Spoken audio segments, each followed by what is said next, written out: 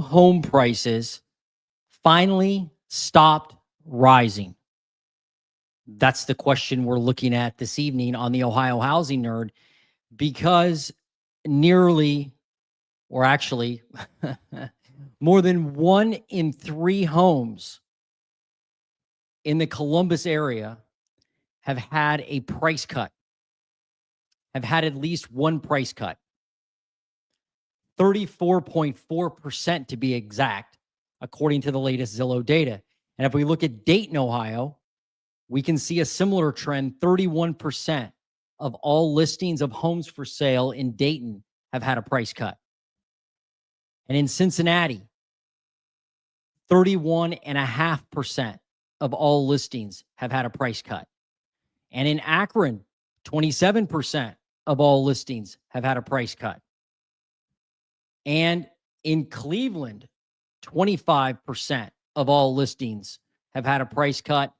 And last, Toledo, Ohio, 23% of all listings have had a price cut. So the question is this something that is normal, or is this the signal that prices could finally stop rising and materially start falling? And hey, if you are new here, my name is Jason Ferrier. I am the Ohio Housing Nerd, and I've been a realtor and investor in Central Ohio for the last 8 years now. Welcome to tonight's live. This is all about the latest data, the latest info on the Ohio housing market. And if you're looking to buy, sell, invest, maybe you're just nosy, you want to know if the housing market is going to crash in Ohio, this is for you.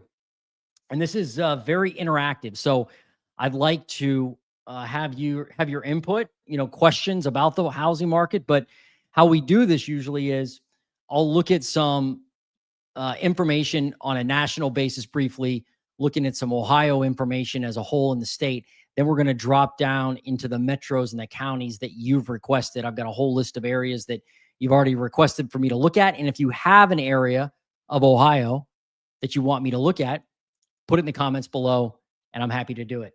So good evening to you, and thanks for joining me. All right, so let's look and start with, let's do this. We're going to look at this map next. Now, we looked at price cuts already, right? We looked at price cuts, but something you should be aware of is that inventory determines prices, meaning, or the supply of homes. So if you have a lot of homes on the market, if you have a big supply of homes on the market, chances are, a supply more than normal, and that supply is rising rapidly, chances are that you will see price reductions in the housing market. You'll see prices come down. And so we're going to look at two things. We're going to look at inventory of homes for sale year over year. In other words, how much the inventory has risen since last year. When you look at this map, and this is courtesy of Resi Club Analytics, he's an Ohio guy who owns this company, Lance Lambert. Shout out to Lance.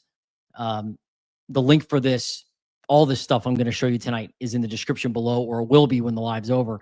But this goes state by state and shows you how much inventory has grown. Now, nationally, it's about 11% to 15%, depending on what data provider you look at. In other words, nationally, if you look at the United States as a whole, we've got about 15%, 10 to 15% more homes on the market than we did this time last year, which means you're probably going to see, home price growth slow. And we have seen that in many areas of the US. But if you look at it on a state by state basis, the picture kind of firms up a little bit. So for instance, here in Ohio, 19% more homes for sale in Ohio versus this time last year. 19%. Now, if you look at the inventory numbers for homes for sale, you can see back in August of 2025, or this year, sorry, way back when, this month, we had about 21,000 homes right now for sale in the state. And this is based on Realtor.com data. Last year, you can see we had 17,000 homes in the state for sale. And this is fresh data. Like I just got this today from Lance from Resi Club. And then if you look at 2023, for instance, you can see 13,553 homes for sale in Ohio. But if you go back to August of 2017, that's the one you should really pay attention to. We had 37,000 homes for sale.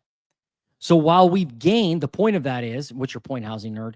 Well, the point is that we've gained 19% more inventory of homes for sale in the state year over year, but we're way, way, way off from where we were back in 2017.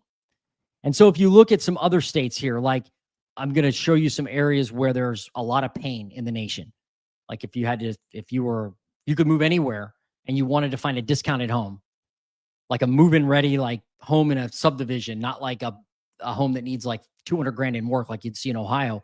You go to like Texas, right? They have 22% more homes for sale than last year. But look at this. This is where everything gets interesting. They nearly have 140,000 homes for sale right now in the state. 140,000 homes. Look at back in 2017, they had 105,000 homes. So different than Ohio, right? In Ohio, you've got more inventory than last year, but you're way behind when it comes to historical levels of inventory of homes for sale. In Texas, they are 31% higher in inventory than 2019 before the pandemic. And that was about the same level, right, as 2017. So, and then you can see what happened the year after, right? They dropped to 70,000 units in Texas. And that's really where we're seeing the price declines in the US. Generally speaking, we're seeing price declines where inventory is above pre-pandemic levels, like right before COVID. And I'm going to show you more of that in a minute. But year over year, like California up 31%, Nevada up 38%. And this is important. You've got to understand inventory and supply to understand the housing market, because people will talk about job loss. They'll talk about like student loans. They talk about foreclosures. They talk about anything they can get their hands on, right? As the reason, and they point to it and say, look, the housing market's going to crash. The ultimate test is inventory. Anybody who's telling you it's not inventory has zero idea what they're talking about, because it's just supply and demand. Like we all learned this in, I don't know, middle school, elementary school. It's like, hey, supply and demand. You got more supply of something. Unless demand spikes equally with the supply, you're going to have price decline because there's going to be more of it and less demand. But during COVID, we had less supply and more demand. The other thing to know about supply is it takes a long time to get supply, but demand you can get very quickly. Like when we just saw interest rates come down in the last couple of weeks significantly, right? And so you're seeing over the last month, definitely, and you're seeing an uptick in mortgage purchase applications. So demand can rise rapidly. Supply takes a while to build, right? You have to build a new house or somebody has to decide to move, but you can't just create supply out of thin air. So these areas like Texas, you've got Nevada, you've got Arizona up 29%, Florida up 18%. So it looks like, Ohio up 19% more than Florida, but this is what you really got to look at. Check this out. This is a different map. This shows you 2019 compared to 2025. Remember, we were talking about Ohio saying, hey, we don't have as much inventory as we did pre-pandemic. We don't, but we're 30% below pre-pandemic levels. And you can see which states now are above pre-pandemic levels. So Texas is 32% above pre-pandemic levels of inventory. 32%. I mean, that's like staggering if you're in Texas. Look at Florida, 25%. Look at Tennessee, 33%. Oklahoma, 5%. Colorado, 29%. Arizona, 27%. California still down 6%. Washington State up 27%. Idaho up 22%. So as you get closer to that pre-pandemic level of inventory, prices will definitely shift. They are in these markets that I just pointed out where they have more inventory than pre-COVID. That is, if you stop watching the video right now and you stop watching the live, if you got one piece of info out of tonight's live, take that away. If you're looking at what's happening in your Ohio housing market neighborhood, your subdivision, your school district, your county, and you're scratching your head going, man, price is ever going to come down. Look at the inventory you have right now, then look back in August of 2019 and ask yourself, do I have more or do I have less? It's not a guaranteed test, but it's going to point you in the right direction. Better than, completely just stabbing in the dark. Anyway, if you go back to Ohio here, or rather, let's look at the Midwest real quick. So Indiana is down 13% compared to pre-pandemic. They're creeping up. There's definitely more inventory happening in Indiana. Michigan, they still are down 40%. But if you just look at the map from like an overview standpoint, you can see brown is down. Green is good if you want more inventory. So the Northeast and Midwest, for the most part, have fewer homes for sale than they did pre-COVID. It's that Sun Belt market. It's some of the mountain states and certainly the Southwest. And I guess even the Northwest, almost everywhere except the Midwest and the Northeast, have more inventory of homes for sale than they did pre-pandemic. That's just a big litmus test you can run and go, what's really happening with the health of the housing market? So hopefully that made sense. And this, my friends, will, again, just give you the temperature of what's happening, whether it's in your neighborhood or a national trend. Now, so hopefully that helped you kind of understand what's happening as far as a national look. Let's do this now. So now we're going to go into we do this every live, our metro and county level looks.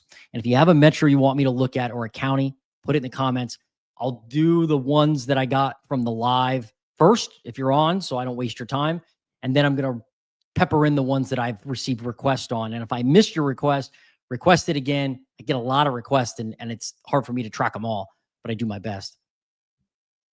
And if you're on here, do me a favor and just hit the like button. That's the only price of admission.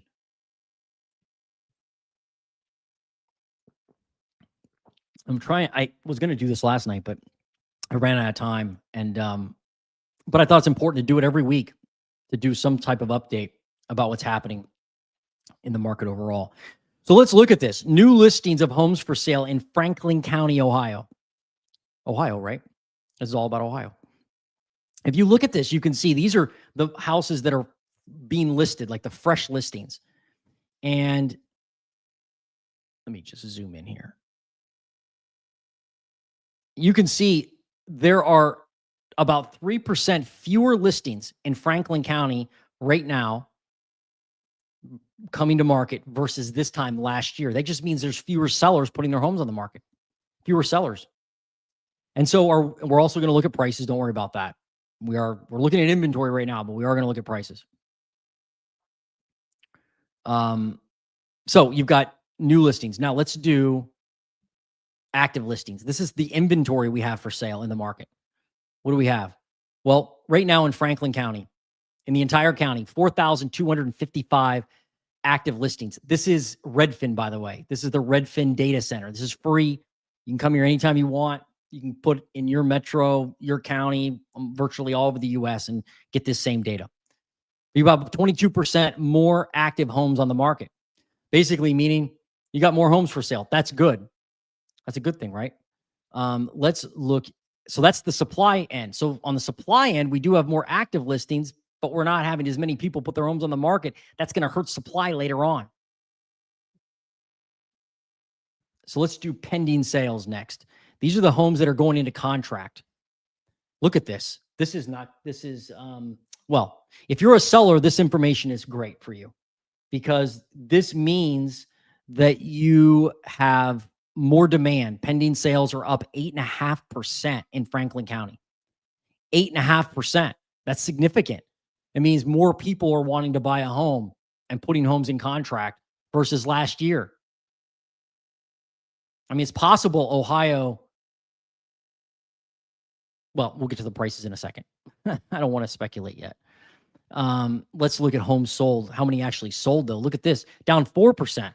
But on the pending sales side, we're up. So I would say, hey, demand is kind of, it's, you know, it's steady, if not up from last year in Franklin County. Look at median sale price. It's not an all-time high, but it's unhinged from reality.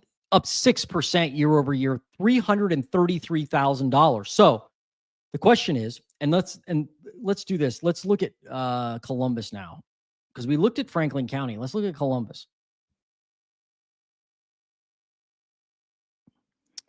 So in Columbus, the median sale price, just in the metro of Columbus, $355,000, up 4%. It's not an all-time high. The all-time high was 363 back in early June. Now 355. So if you're a buyer, this means that like prices are not coming down yet. The actual sale price, even though we've got 34% of all listings with a price cut. Is that what Zillow said, right? At the beginning of my video? I think I would know, right? Yeah, 34%. This is Zillow's data center, not Redfin's, but they show price cuts. Redfin doesn't show that. 34% of all listings have had a price cut in Columbus. But then if you look at the pricing, it's kind of counterintuitive, right? Prices haven't fallen yet. Really. I mean, the actual sale price, this is the median sale price. This is like after the house is closed. If you take the house in the middle, it's not average. It's the house in the middle. It's called median. That it's 355 and it's up 4%. It hasn't crashed at all. What we're seeing for the most part are two things. One, homes that are overpriced, like a seller lists their house for 400 when it should be 350, thinking, oh, I'm just gonna test the waters on the market. They call it. Horrible idea. Horrible idea. Like a house will just sit there. This isn't COVID anymore, right? So you're seeing that, and you're also seeing a lot of what they call bifurcation of expensive homes on the market and not a lot of inexpensive homes on the market. That's what I'm seeing. And a lot of homes that need a lot of work, that need a ton of work. Like, for instance, let's do this. We looked at Columbus. We looked at Franklin County. Now, let me see if I can show you this. Let's look at this. Let's go fishing. And I'm on Zillow now. Let's go Columbus, Ohio on Zillow. And let's see what we can find.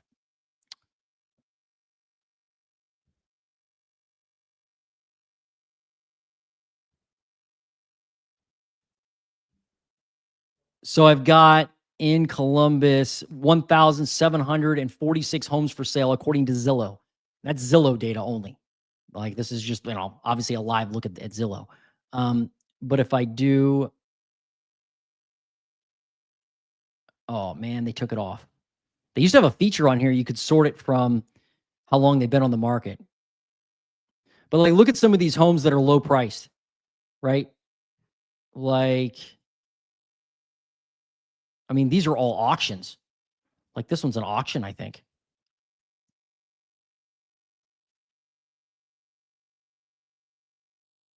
Yeah, subject to court confirmation. This is a bankruptcy situation. So that's an inexpensive home that's on the market in Columbus. If I look at, like, let's go up in price here to, there's condos in here. Let me sort them by, get rid of this. Because what I wanted to do tonight to really help us understand what's happening, I wanted to actually look at some listings. So I've taken out the condos and I'm just fishing around. Like, I look at this one almost every week, this East Long Street house. This is an auction now. Now it's an auction, $95,000 auction. I mean, but it may need everything, right? I mean, you could probably move in maybe. Pictures are deceiving. We all know that. It'd be a pretty house if it was all done. Oh, the kitchen's not bad. Maybe not. I don't know. Again, hard to see in the pictures. What else we got?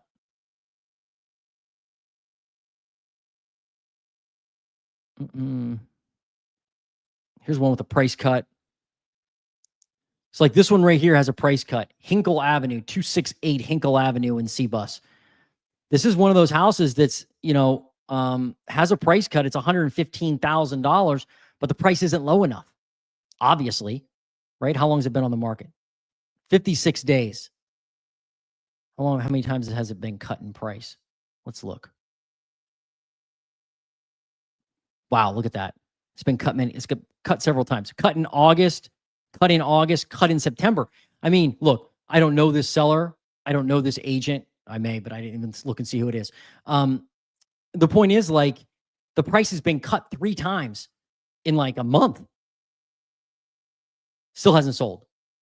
So I think when you look at why we have all these price cuts and we do have more inventory, the inventory we have is like, it's not move-in ready, nice inventory. It's inventory that needs work, or it's inventory that's expensive.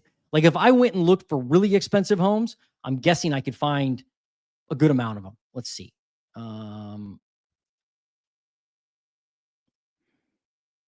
Like in single family houses, there are a lot, right, that are expensive. And this is the city of Columbus. This isn't Franklin County. Like, I mean, look at this one. On the market for 600 days. You serious? Is that right? 3601 Agler Road, $1.6 million. Must have a ton of land with it. Big commercial business potential here. Minutes from Easton. 616 days on Zillow. Have they ever had a price cut? Let's look. They may not. They may just be sitting on it. Wow. Oh, somebody bought it at 230 back in 2021 and then put it back on the market at 1.6. That one really doesn't count. Let's find another one.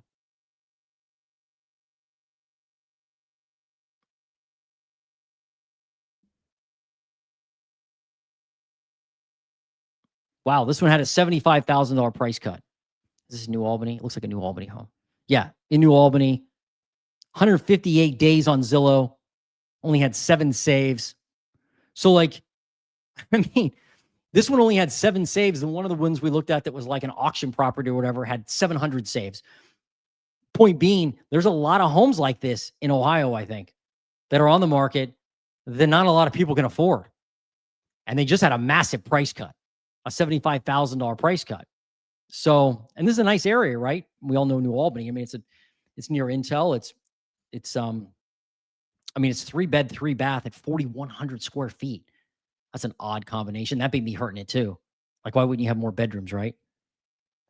Built in 1996. So when you look at that inventory mix, it's important to think that, hey, what type of homes are on the market? Are they good homes?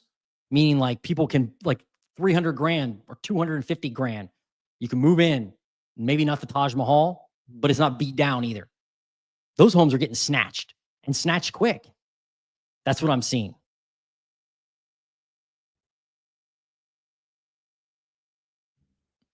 What's up, M? Darke County. You got it. Erie County. You got it. Columbiana County. What's up? Guess who?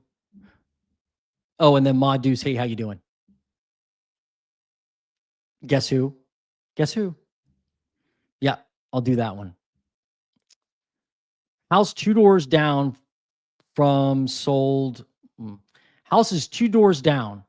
Sold 115,000 next day. Best I can tell, this is a flip with the after-hour weekend work being complicated by unmarked contractor vehicles.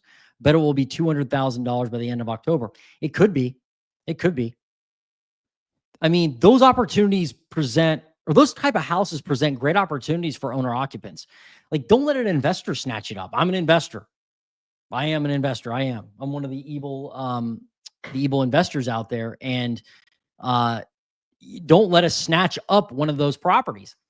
If you see something that is in the neighborhood you want to live in, I'm not saying this is you, guess who, but if you see a house in the neighborhood, and you're like, hey, that one, I like the area. I like the house. I like the structure of it. I like the lot. The house isn't really exactly what I want inside. Maybe it's beat up. Maybe it stinks. Fine. That presents a great opportunity for you as a home buyer and as an owner occupant. Don't let those pass you up. If it smells, could be a great opportunity.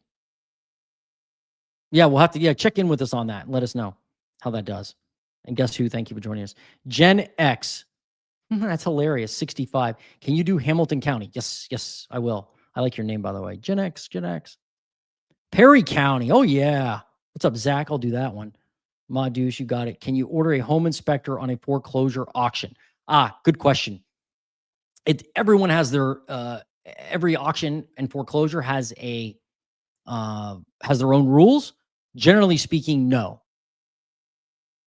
However, there are auction properties that are not foreclosure where the owner just wants to sell at auction. Like you can see that. Like maybe that one we looked at in Columbus that was 95 grand on Long Street. Maybe that's just an auction, not a foreclosure. And they're listed on the MLS. And usually you can't go into contract and do the inspection. But you can have contractors through before the house is in contract. But it's really a case by case. I mean, I guess the end of the day. So I could have just made that simple and just say case by case. You have to check with each auction and each foreclosure. I wouldn't rule it out, but I wouldn't guarantee it. And if you can't do an inspection, if you can't get inside the house, then you got to be really careful. You got to be really careful, obviously, right? Because you don't really know what's in there. You got to go in kind of expecting worst case. Like you bid on the thing going, if this needs everything, like foundation work. From the outside, if you drive by, you can always kind of get an idea if it needs a roof, though, usually, right? You can see if the windows have been updated, if the siding is all beat up. You can see if the house is leaning. But hopefully that helps. Case by case, but I would always try if you can.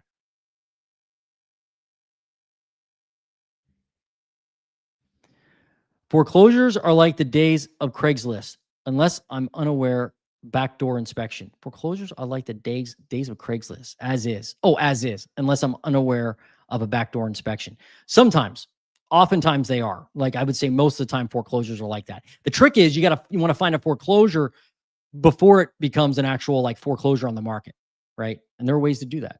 There are ways. Probably too much for this video. Bad electrical or plumbing, you ain't going to know that from the outside, obviously. Assume that you're going to have to replace it. Like if you can't get inside a house and you're like, I'm going to bid on that anyway, because I really like the location, I can sense an opportunity. Understand what it would cost you to have the whole thing rewired and replumbed, like from beginning to end. And you can even get a quote on those and then start like building kind of a knowledge base for yourself of, oh, okay, electric's about like $10 a square foot. Plumbing's like $8 a square foot.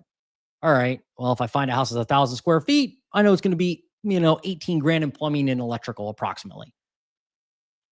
So that's sometimes how I do it. I don't think I've ever actually bought anything sight unseen like that. I've came close, but my wife's like the final decision maker on that, on our purchases. And she was like, nope. You got to go in and check it out, Jay. I eventually did. Hopefully that helps. Chad, what's up? City of Avon. Yeah, cool market to check out. Yeah, thanks. All right, let's get to some of these markets you guys want. Fantastic.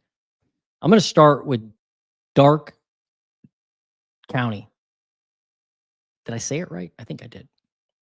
I think growing up, I thought it was Drake County. Is there a Drake County, Ohio, too? I don't know.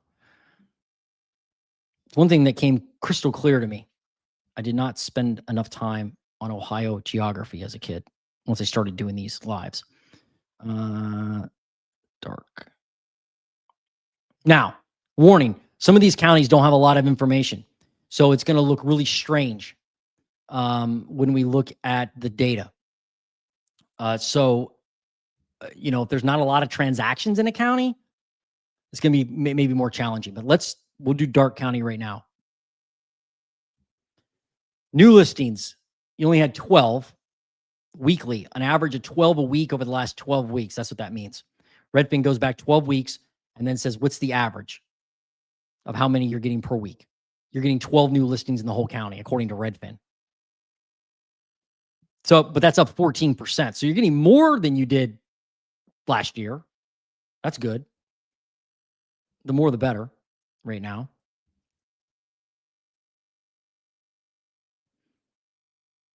Active inventory, you're up 10% in active inventory. So you're not down, at least. That's good. It's kind of like just hanging out, going sideways.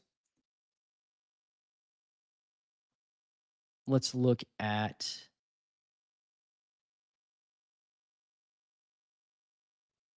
median sale price next. Whoops, I didn't do pending sale. Let me do pending sales. Wow, look at pending sales. Only had 12. So this is important, right? You had 12 pending sales and you had 12 new listings. What that tells me, if this data is correct, which I'm not saying it's not correct, it's just when I see 12 listings, I'm like, man, that's not a lot. But it's maybe it's just not a really active county. You added just as many as you've taken off. You've taken off 12. You put 12 in contract. You added 12, so it means it's kind of a wash with inventory. It means it's not growing. Inventory may not be growing like it should be. Median sale price $201,000. That's up 1%. It's kind of been sideways all year. Like at the beginning of the year, it was 202. Now 201. It's kind of just going sideways. We are seeing this. We're seeing slower price growth across Ohio. Like instead of seeing, 10, 15% year over year, generally speaking, we're seeing like, 1, 2, 3, 4, 5%. Now there are areas that are growing still 10% with prices year over year, which is insane. But like an area like Darke County didn't really grow in prices this year. Like the median price was the same, or basically it's flat. Look what happened last year though. You started at 162 and you ended at 208. So it went up last year.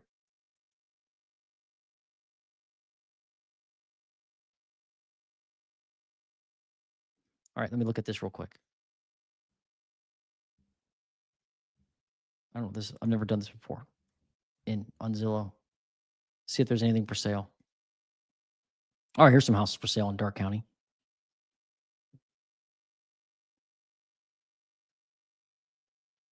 So I mean, here's a $700,000 house, $600,000 house, 620, 600, 599, 567. Like I'm looking for something that's like normal priced. When I say normal, like our median in Ohio is like 280. So maybe something under 280. That's decent. 284, 264.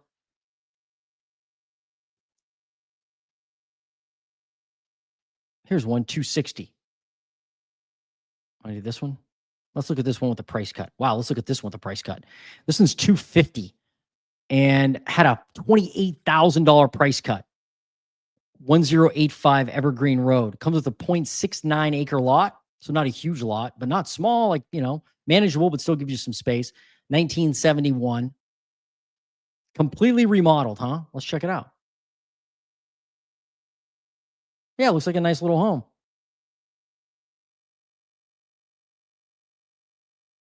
And disclaimer, I'm not a financial advisor. I'm not a home inspector. I'm not a mortgage professional. I'm a realtor and I'm an investor. And I look at this data every day, but I'm not a home inspector. So anything I say about these homes, if you wanted to buy it, you would need to obviously do your own inspection. I mean, not horrible. 3-bed, 3-bath, 1,700 square feet. That seems like a decent little home. I don't know anything about the area, Greenville, Ohio. I'm not sure if it's in a flood zone. I have zero idea. It's been on the market 53 days. How many times have they had a price cut? Let's look.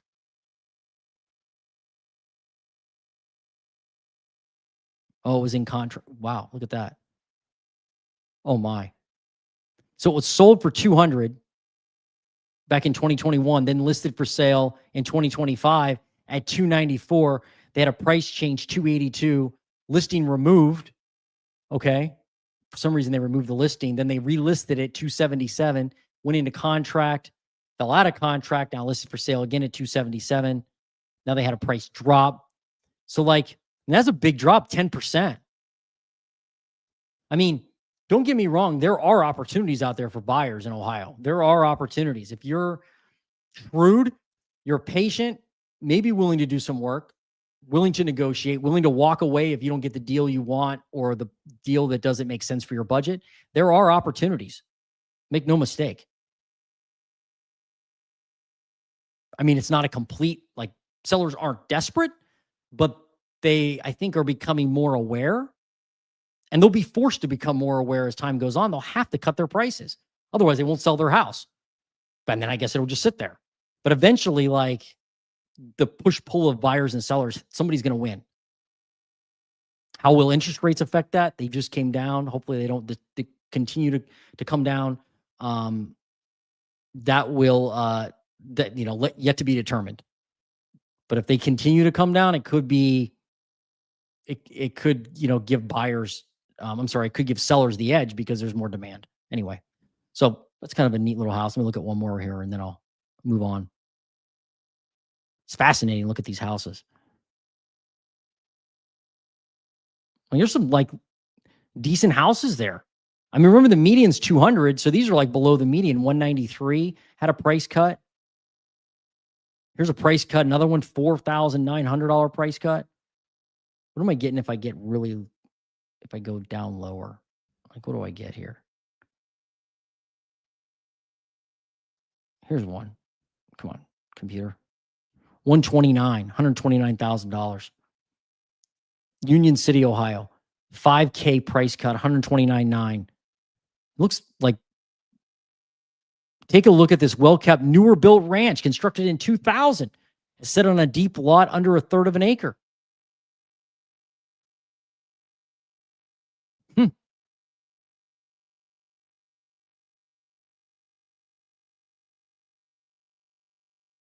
Yeah. Doesn't really have any price history, but look at this.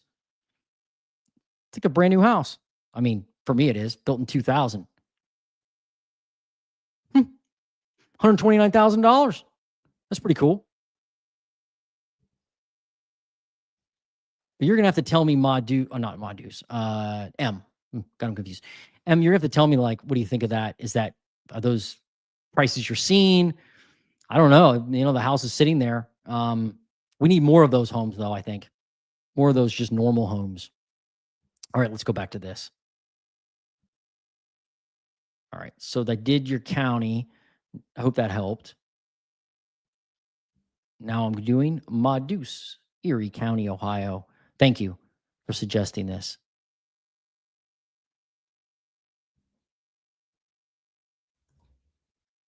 Erie County, Ohio. Let's do new listings first and find out what's going on. New listings of homes for sale in Erie County, Ohio.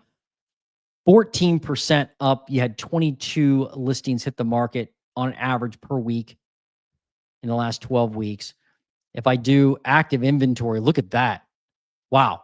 That's up like a rocket. Look at that. Almost 30%. You're approaching 30% more homes for sale. 269. Last year, you had 212 homes for sale. That's a big difference. Much more inventory in Erie County. The question is it any good inventory?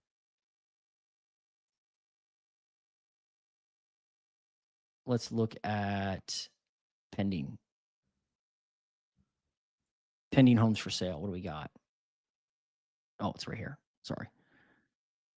18% up. So more people buying, more people selling. What you're going to see when we see more inventory, you're going to see more sales probably because there's just more out there for sale.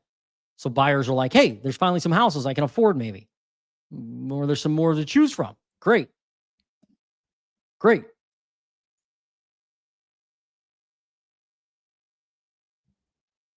Median sale price. What's that doing? All right, now you're under last year, $248,000, but it's basically flat.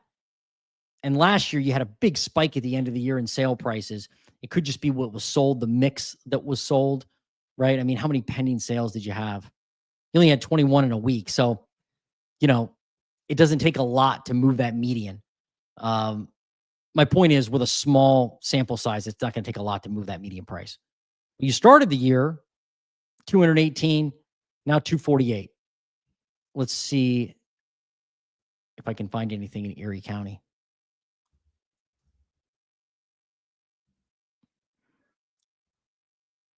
By the way, you can put in like the entire state of Ohio and look at all the houses in Ohio. It's pretty cool on Zillow. Wow, look at this place.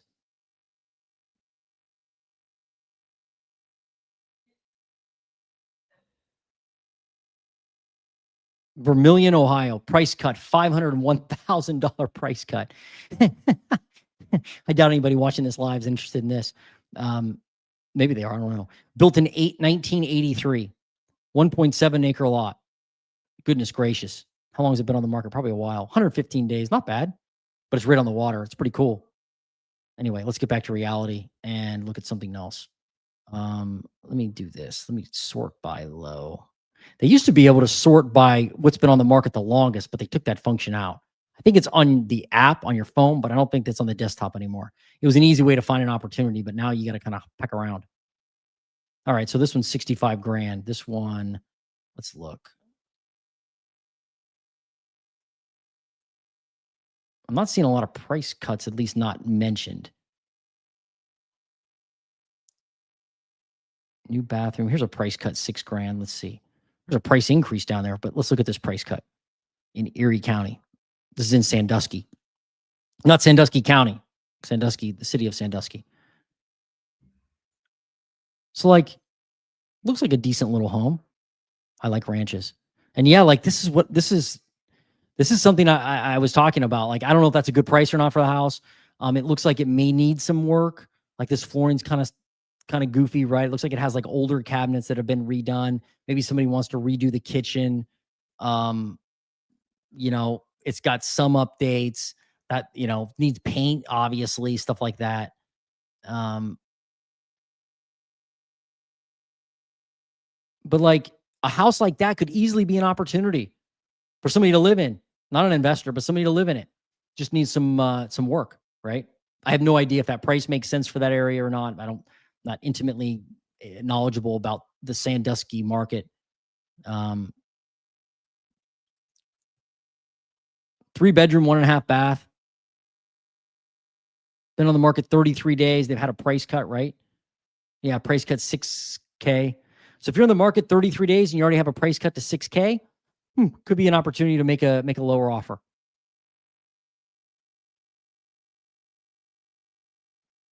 All right, I'll look at one more. Let me see if you get any feedback for me. I wish this would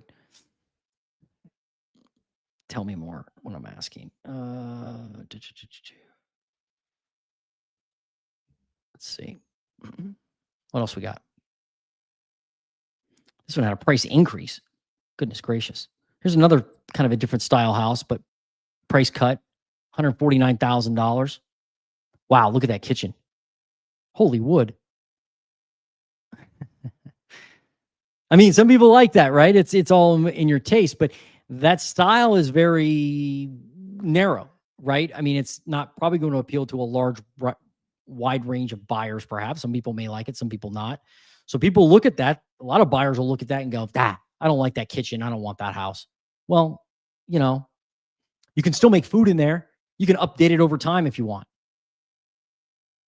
But if I was looking for my first house, even if I was looking for a house now, like if I didn't live in my house and if I own a house and I was like, I got to go find a house, I would look for houses that need work. I just would. I mean, I just would not buy a move-in ready, beautiful house. That's just me though. Because I know that there's more value in older homes and certainly with homes that need some work. Like if that's radiator heat, which it looks like it is. I mean, radiator heat's fantastic. It works really well in the winter. It produces hypoallergenic heat because it doesn't blow anything. You got like the bra hanging there in the picture. That's pretty funny. But it doesn't blow, dust around. And it's incredibly efficient. I have one in an apartment building. I have a boiler system and it's like rock solid.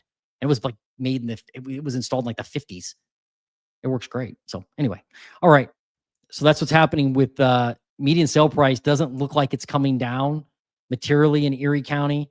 And you do have more inventory. You can see it. We look through these listings. There are some listings out there in Erie County. May not be exactly where you want to live, but I would say like right now we're kind of on that teetering line of, hey, if you can put more inventory into the market in some of these counties, you can see some price declines finally, right? Some like realistic pricing, some negotiating power from buyers. The big danger though is if interest rates continue to fall, more buyers come into the market and drive prices back up. We'll have to see if that happens. Anyway, hopefully that helped Modus. And I appreciate all your support. You're always commenting. A lot of you guys are, and I really appreciate it. I get more love on here than I do the national channel by far. That's okay. We don't need the national channel. All right. Columbiana County checking in. Let's look at that one. I don't know if I ever have, but I'm just playing. I like the national folks too. It's just that it's fun looking at Ohio.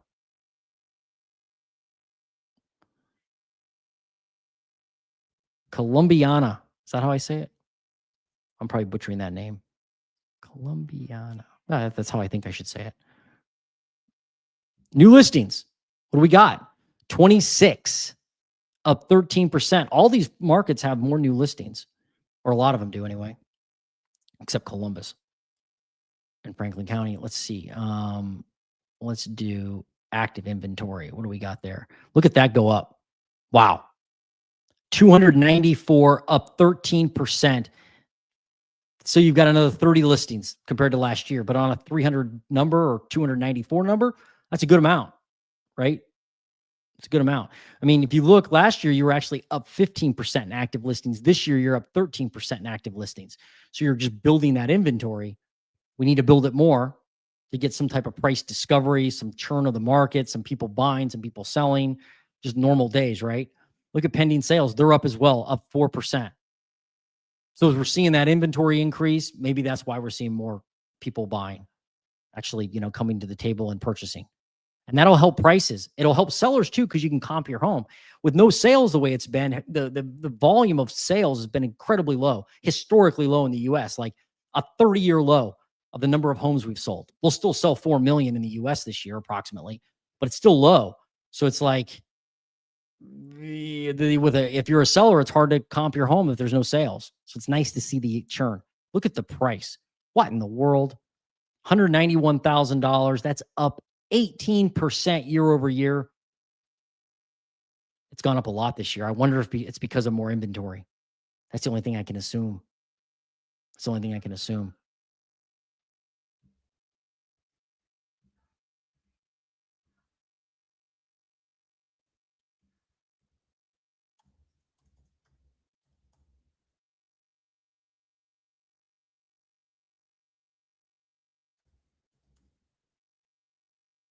There we go. All right, let's see what we got in Columbiana County. I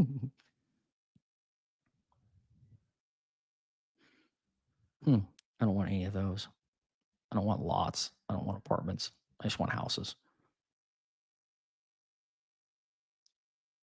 Here's a house for 19 grand on a double lot. We won't look at that one. See, all this counts as inventory. These houses that need complete remodels, all that counts. And so there's a good portion of them that are they're not thrown away. Here's a foreclosure. Look at that. Somebody was asking about foreclosures. I think Modus was asking about foreclosures. Here's one, 52,500 in East Liverpool, Ohio. My grandfather used to live there. Been on the market 58 days. This looks like, yeah, this is on the MLS up there. So it's just a house on the MLS. Maybe it's something that you can, like a house like this, can you have an inspection done or a contractor walk through before you bid on it? Maybe. You have to check it out.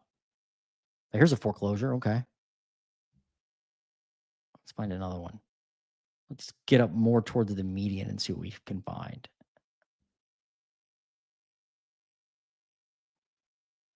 $170, $174. This is black and white. That's unique. I'm just looking for, here's one with a price cut. $185,000. Had a price cut. Hanoverton, Ohio. Built in 1955. Been on the market 35 days. I just think a lot of the price cuts we're seeing are because people came out of the gate too high on their price, obviously, right? But it may not be because the seller's desperate. It could just be because the seller's like, oop, I went too high. Gotta cut my price. That's a cute little home.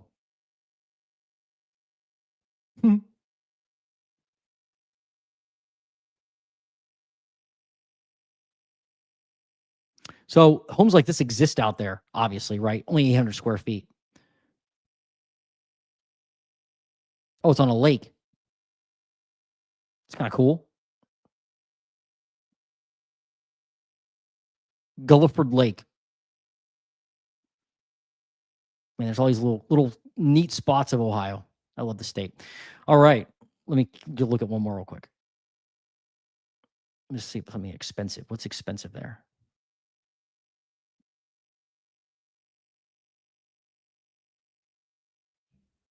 What's this one like? Price cut, $125,000 price cut. Look at this thing. Goodness gracious.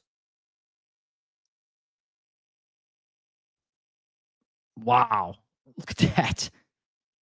I mean, not my style necessarily, but other people will like it. Somebody would. Look at that column in the middle of the house. Look at that. Huh. The kitchen's kind of strange the way it is. It's got a big spiral staircase. Jeez. 3-bed, 3-bath, 3,400 square feet. All right. Let's look. This is in Lisbon, Ohio. 1976 built. Been on the market 140 days, it says. Listed for sale earlier this year, obviously. Had one price cut and then another price cut. Wow, look at the property taxes.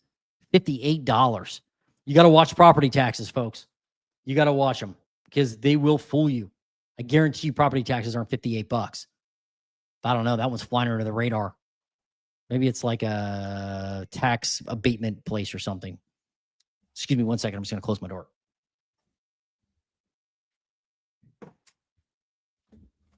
All right. Okay, let's do the next one.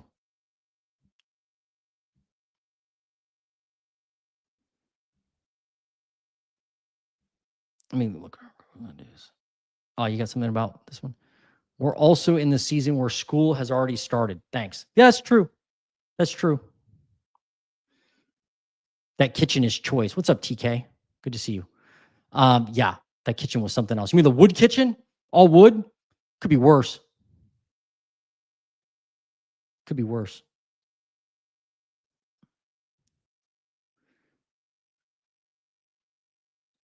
Yeah. I will get to them. I've got requests here. I know I do. I'm just looking through the comments because I don't want to miss any.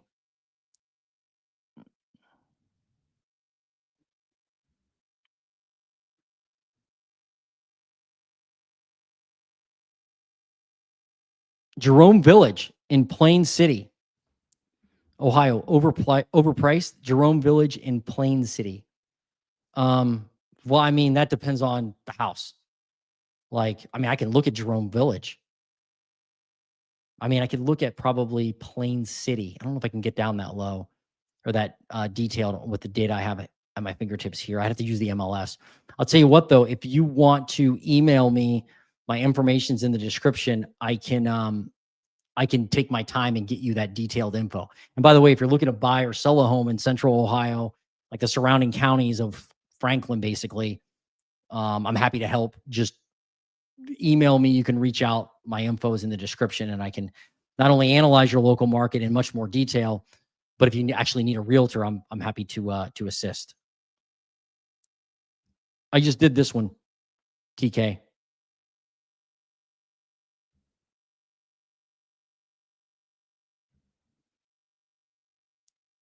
It's right there.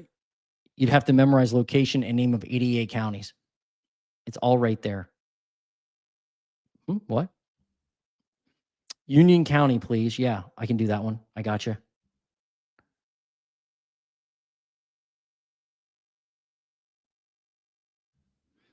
Would be nice to know in the agent remarks why the listing went unpending. Oh, yeah. A lot of times in the agent remarks, they'll tell you, but oftentimes they don't. Oftentimes you have to call and ask. But if you ever see a house that you're interested in fall out of contract, just have your realtor call that realtor. You could always call the realtor yourself and ask him. There's no law against that. And just say, hey, why'd that house fall out of contract?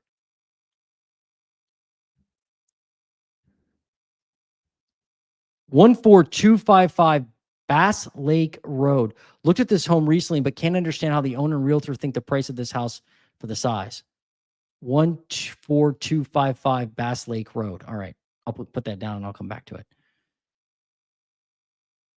Geauga County, Nick. Yes, I'll take a look at that one.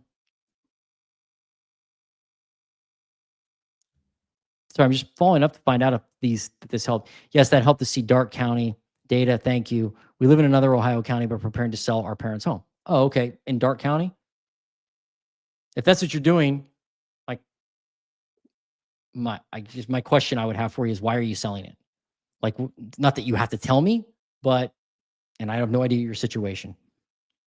But you know, or the condition of the house, but you may want to keep it. You may want to consider keeping it. I'm just saying. Think long and hard about that.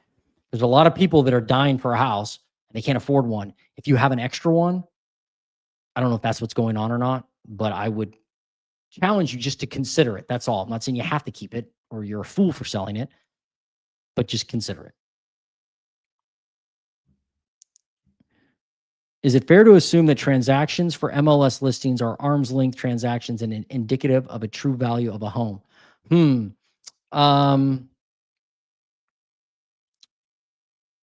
No, you can't assume that they're arm's length. You can't assume that. There are some that are not, right? Like if I sell my house to my brother and I have to disclose all that obviously, but the appraiser is supposed to find out if it's an arm's length transaction or not. So they're supposed to do that work to find out. That's a great question, TK. You get the question of the night. Yeah, I mean, so I would not assume that. Not at all. Not at all. A lot of times they are because they're listed on the MLS.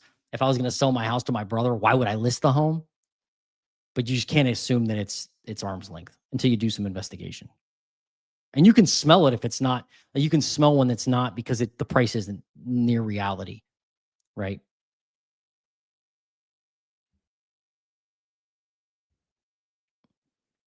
Let's see. Oh, yeah.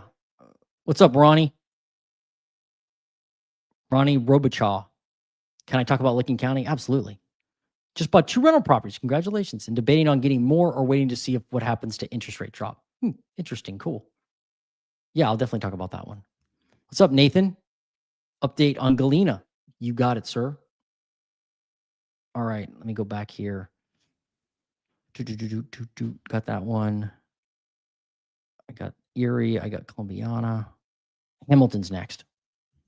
Hamilton County. Here we go.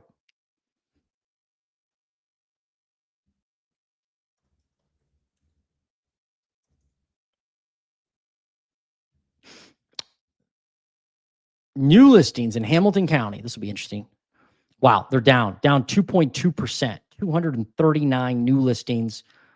So this time of year, you're going to have fewer people listing their home for sale. Somebody pointed out that, hey, it's school season. That makes sense. Fewer people going to be out there listing their homes. Let's do pending sales. How many people are going into contract? It's like flat. Look at that. Ooh. There we go.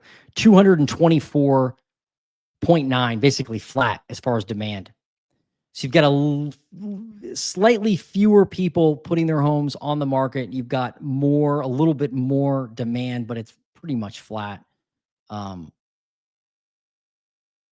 a lot of change there. It's kind of like maybe it's probably a stalemate. Active inventory. Yeah, look at this. Active inventory was going up. Now it's kind of flattening out, up 14% still. You've got, let's see, 2,684 homes last year, 2,355 homes this year. Another 300 homes, approximately 330. It's not like you're down. That's a good news. That's some good news for you, right? You're not down. I mean, a healthy market has inventory, right? We weren't healthy at all when it was COVID times. Median sale price. Hamilton County's been off the hook. $287,000. Like, prices continue to be elevated there. It was elevated, and this is the amazing part. I mean, look at every year. I mean, this is 2021 leading into 2022. This is 2023. This is 2000. 24 and 2025. Every year, there's been a difference between the previous year and that current year. Prices continue just every year to go up and up. I mean, look at back in, this is a good example because it's the Cincinnati area. They started at $216,000 back in late 2021, and now they're at 287. They just keep going up 4% or 3%, I guess, year over year. Wow, wow, wow.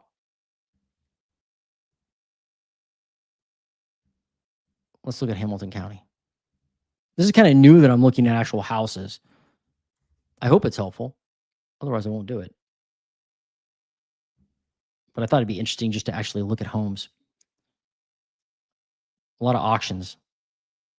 Like some of these houses are not probably livable. Let me look around here.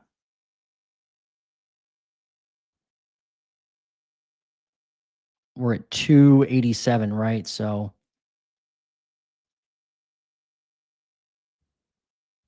let me just see.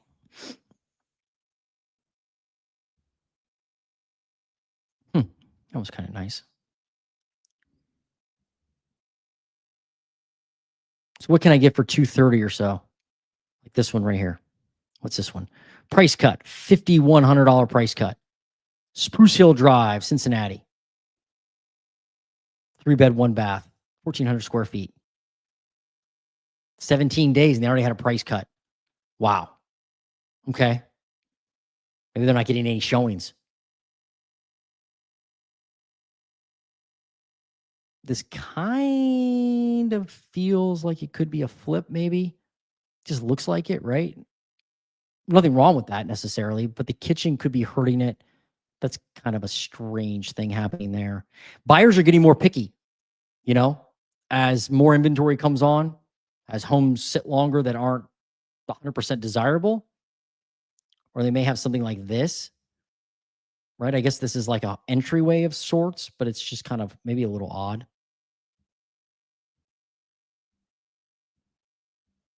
Remember, like if it's kitschy or it's neat, not every buyer is going to like that. So sometimes not updating things can be the answer because you're like, well, I don't know what buyers are going to like. I can price it lower. 229.9. I don't know. You have to let me know if that's a if that listing makes any sense. Let's see what like. There's a lot of them in the 230 range. Look at that. A lot of them. Goodness gracious. 240, 245s. There's a good amount of inventory there. Man, that 200 band, there's a lot to choose from.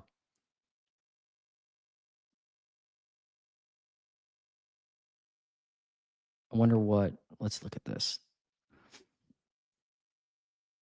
Some of these homes, I just like looking at the expensive ones for a second to see if anybody's had like an insane price cut. 54 days. Wow, look at this one. Here's a $100,000 price cut. 1.79 million. Hopewell Drive in Cincinnati, built in 1944. 4 acres, 5 beds, 7 bath, 4,800 square feet. If you're shopping for a luxury home right now, there's somebody on my channel, on my national channel, Tech Ninja. He got a crazy deal on I don't know if it's a luxury house or not. I assume it was. It was like over $1.5 million. But he got like I think a $200,000-$300,000 discount. So if you're shopping for a luxury home, right now is a great time. I mean, there are a lot of homes way overpriced right now, and there could be an opportunity if you're wanting to spend, over $1 million.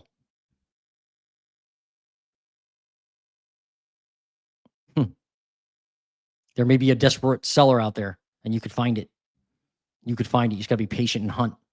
All right, so that's Hamilton County. Prices are still crazy there. It's unbelievable. You do have more inventory, probably not enough, but there are homes on the market. There's no doubt. We just looked at that. I hope that helped. Hamilton County. Good stuff. Thank you. Perry County. All right.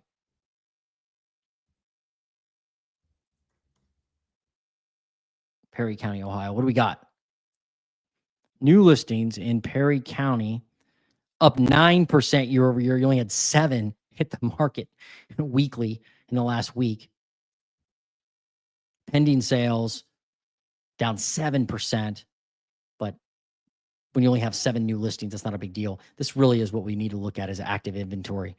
Let's look at active inventory. 102 listings, that's up 15%. So definitely more homes for sale.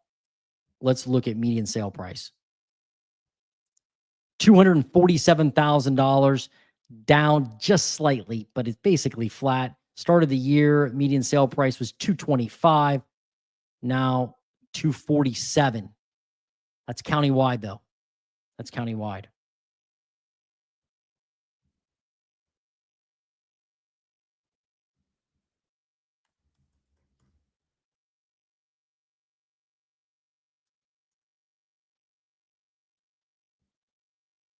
Perry County, Ohio homes. Let's look.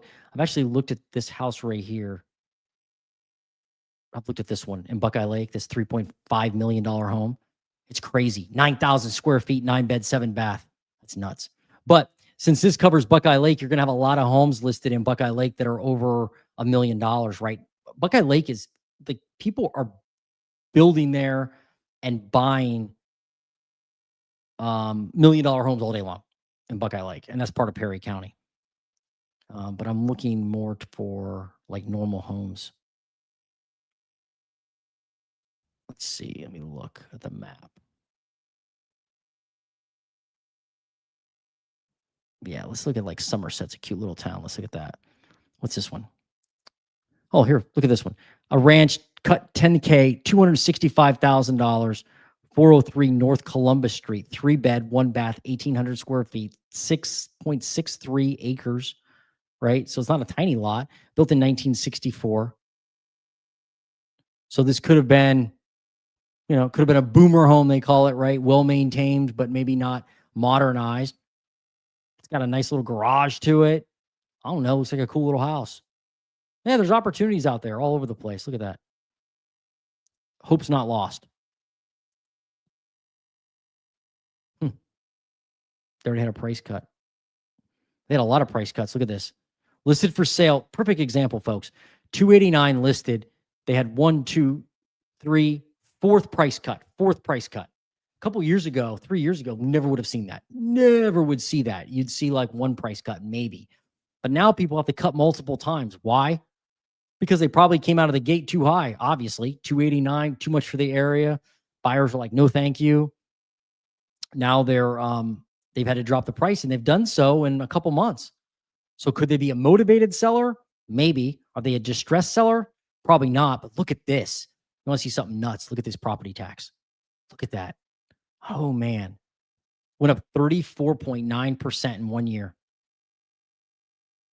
From 2022 to 2023, the taxes went up. They could have gone up again because this is just 2023's data. But property taxes will sneak up on you. You got to factor in, first, you got to know what the property taxes are today. Like, what are they today? Not what Zillow says, but find out what they are. And you can do that with the county auditor website. And then look at when they had their last assessment. Because in Ohio, it's every 3 years. Every 3 years, they're going to be raising your taxes, property taxes, every 3 years, like a clock. And every county is different. Every county's on a different schedule. They're all 3 years. But it depends on, it's staggered. Not every county is, on the exact same year, they're all getting raised. But yeah, look at that increase in property tax. Maybe that's why they're selling. They're like, no, thanks. I'm out of here. Man, in Somerset, Ohio, $5,100. Goodness, man. I mean, it's not like $1 million home. Sorry, that just stinks. Maybe that's why it's not selling. It could be people are like, wow, property taxes, that's nuts. The worst part would be to buy it thinking they're $3,800, and then you're like, no, they're $5,400 or whatever. Oh, no way. Too bad. That's not fun. So for Perry County, Ohio, it looks like property taxes are high, but prices continue to go up there. But on a median basis, probably a lot of that has to do with Buckeye Lake throwing it off. It depends on where you're looking to buy. It does, because it has all that luxury pricing action. But prices haven't crashed there, although they're kind of falling in line with, if I really look at this, they're not horribly over last year as far as prices go. It's kind of staying about this. I mean, it's trending around that same area. It's not like some of the other counties where it's unhinged. It's way up there, right? As far as median sale price. A lot of it depends on what type of house you're looking for, right? And where. All right, let's do the next one. Hopefully that helped. All right, what's the next one? Perry County. City of Avon. Okay. So for the city, I got to come down here to the monthly data from Redfin. It'll give me a better idea of what's happening. I'll do city Avon. Avon, Ohio. So this is monthly data. Chad, this is monthly data, not weekly data. Let's start with let's just do inventory. Let's make this easier. So it says you have 41 homes for sale at the end of July. That's the best I can do with this, with the Redfin's data center. But at the end of July, you had 41 homes for sale. This is what we're running into across the state, though. Look at back in 2012, you had 227 homes in May. You had 193 homes in July of 2012. And look at that. Look at it, just dropped and dropped and dropped and dropped. And now it did get at a really low level during COVID, right? We know that, like during COVID, you were at what, 34 homes right through here. In 2022 was a low point. You were at 50 homes. Actually, that's more than you have now. I'm just looking for another July. 42 homes. So you just haven't gained any inventory. You literally haven't gained anything at all. That's not good. You got to have more inventory for prices to come down. If you're a seller, that is good news. If you're a seller, you're like, oh, great, fewer homes for sale. And that means fewer competitors. Although you probably don't have a lot of good comps. But it's probably better overall because you're probably going to sell it for, higher because there's less seller competition. Let's just look for median sale price. Median sale price, $450. Now it's up and down like a yo-yo, but that's because there's not a lot of transactions. Let me look at year over year and see what I get. Year over year. Down 2.8. But that's not going to help me because it's I'm trying to think how else I can slice it. I probably can't slice it any other way. Yeah, I mean, you can see the price trend though, right? Like, I mean, the prices back, they're 200, 215, 230 back in 2012. And then as that inventory dropped, Chad, look what happened. Prices just went straight up, right? Not straight up, but they went up. The trend is clearly up. I mean, that's just what happens with low supply. You're going to keep seeing more and more prices, or prices go higher and higher and higher.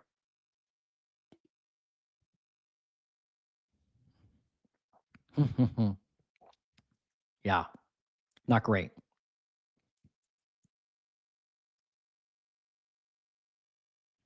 Avon. Let's look at Avon real quick and see what we can find.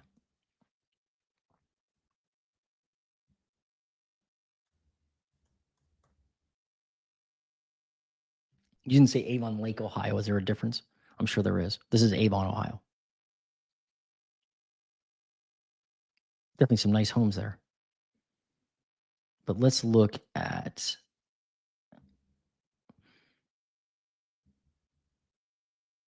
these are lots. Dang it. Zillow is tricky. It always brings in these. It always defaults to all the settings. Not a lot of cheap homes there. Goodness gracious. Here's one around the median, 450. So what can I get for a median home price? $450,000 for sale. Stonefield Drive in Avon. 15 days. Let's look for one. Like, I don't know if you're going to find a deal there. Like, I don't see a whole lot of price cuts. There's a price cut here, 10K on this home. 649.9, built in 2002, 67 days on the market.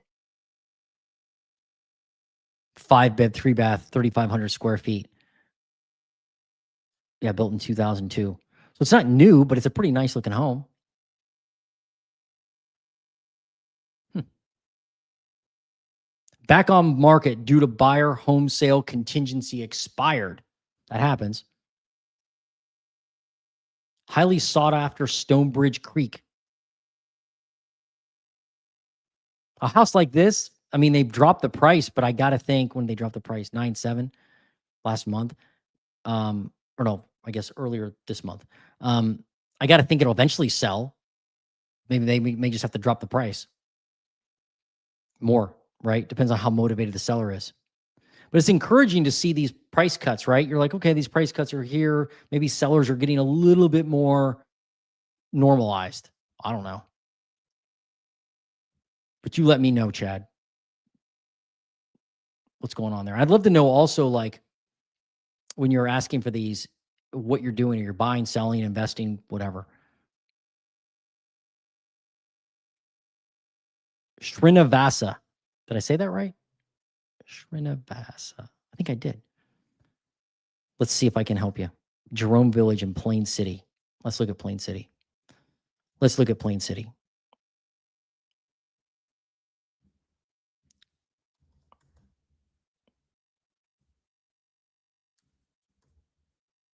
Oops.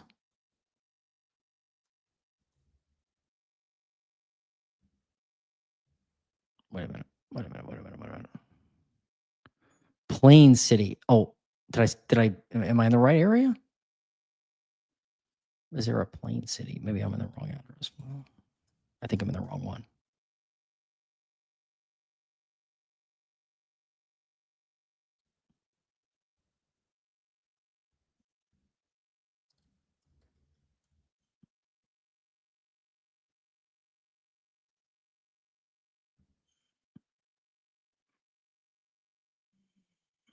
I just want to make sure I'm in the right area.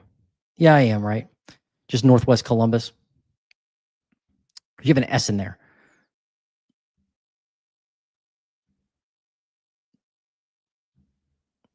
All right, let's look at inventory.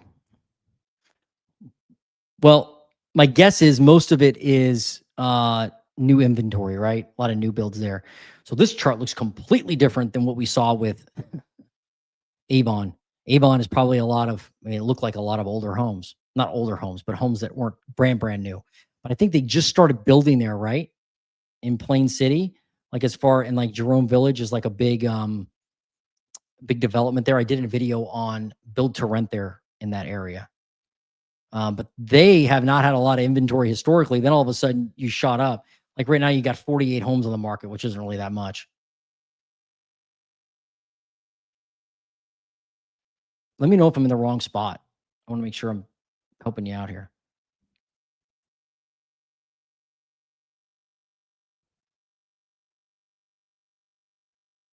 Mm-hmm. Mm-hmm.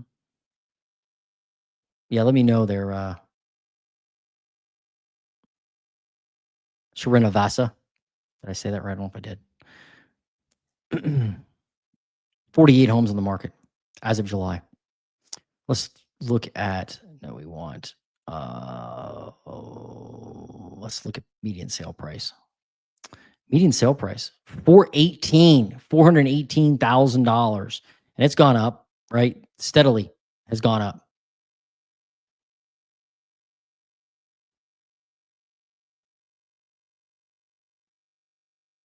I can't use their weekly data on Redfin with this. It's just too small. Let's look and see. Let me do one more thing. Months of supply here. 3 months of supply. So 3 months of supply basically means you've got 3 months. If you didn't put any more homes on the market, all the homes right now would be gone in 3 months. That's what that means. I'm just going to peck around for a second and see if I can find.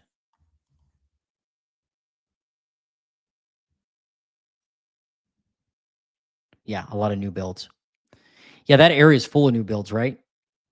Which are definitely different than existing homes. And you asked if it was overpriced, right? Isn't that what you asked? If is it overpriced? I mean, it just depends on what you're after, right? Like when I was over there and when I've been there, it's like everything's brand new. Like the roads are new, tons of like restaurants and things that are all like new development and all that. There's a price for that, right? A price for convenience. It reminded me of like New Albany in a way. And so I would say that it really depends on if it fits your lifestyle. If you're like, yeah, that's what I want, great. There's a premium for that. And new homes, you got to definitely watch out taxes. There's no doubt. You have to really be careful on the taxes. Is this a new home? Yeah, new home. Right? Do they say what this taxes are? I don't know if they're going to even tell us.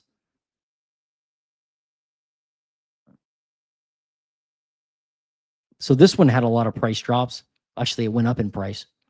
It went up. No tax history. No tax history. But I guarantee they're not $318 a month. But you got to be really careful with new builds and property taxes. There's no doubt that'll bite you every time. But it's probably just looks like it's mostly new construction there. Like in fact, it's almost all new construction. Look at this new construction. Here's one that's not new construction. 2-bed, 3-bath, 1,500 square feet. Price cut $10K, $385,000. Built in 2005. It's a condo. How long has it been on the market? Let's see. 54 days. I mean, the condo fee could be $200 a month, right? I don't know. A lot of condos out there for sale. Just skip through here and see if I can see. Yeah, all these new builds. Everything's new. And there's some expensive homes there. I remember going out there and I mean, shoot, if I just look at the low number of homes, if I just sort by low to high,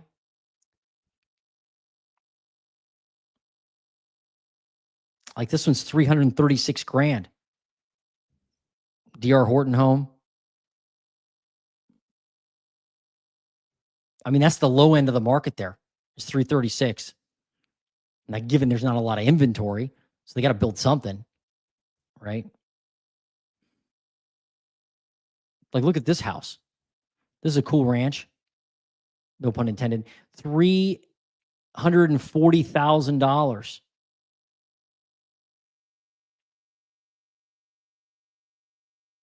$1,566 square feet, 3-bed, 2-bath, 1960. Only been on the market 4 days. See, it depends on what you want. If you want a new build, go get a new build.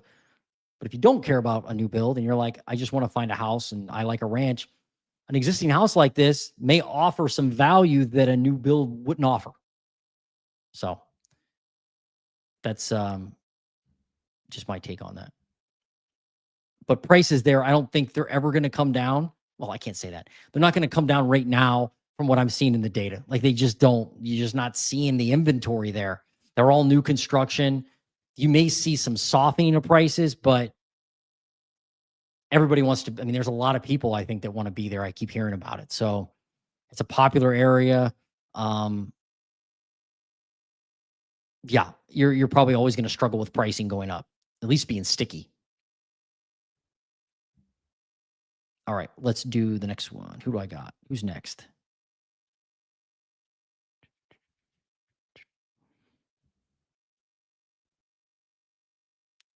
Okay, you asked for. Nope. Oop. My fault. I'll get you back. Hold on one second. You want to see Union County too? We'll look at that. Union County. Yeah, I'll do that one next. Union County.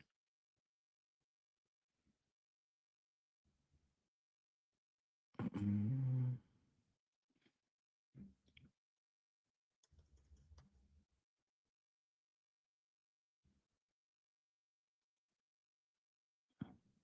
New listings in Union County, 24 last week. Let me do this. Let me go down to this monthly data. This may help us a little better. This may work a little better.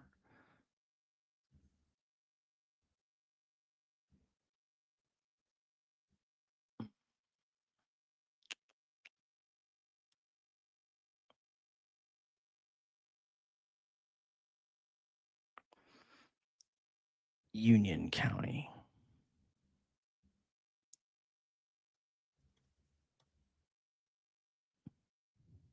There we go. Union County, Ohio.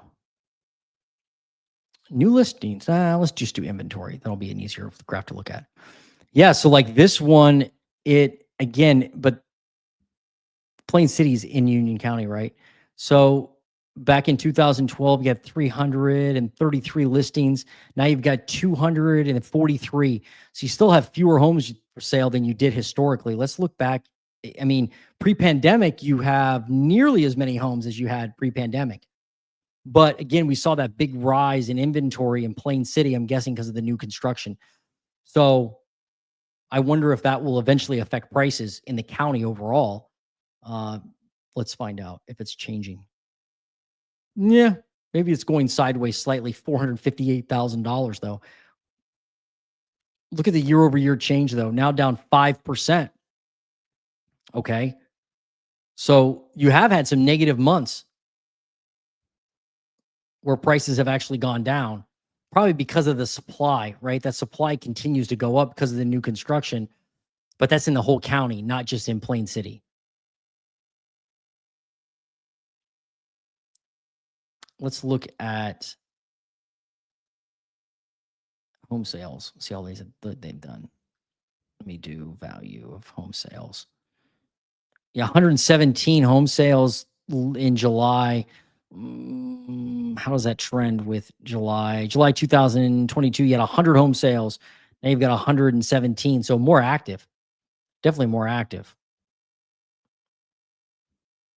I mean, home sales are up 23% in July.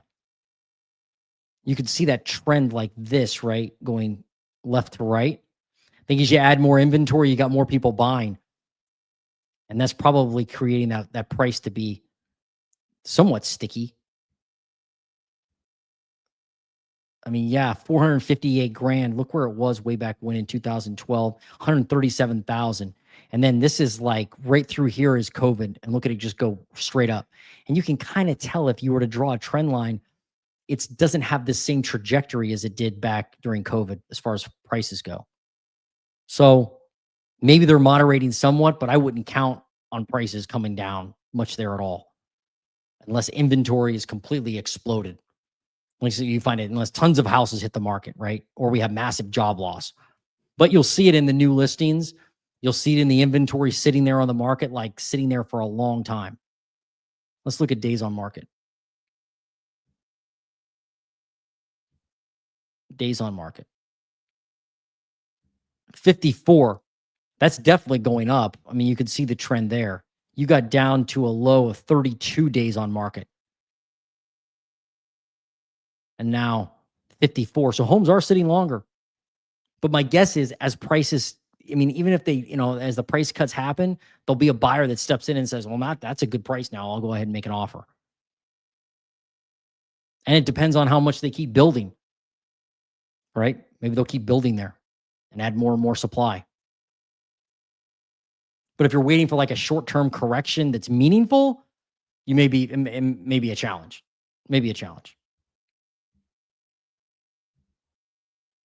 What else we got?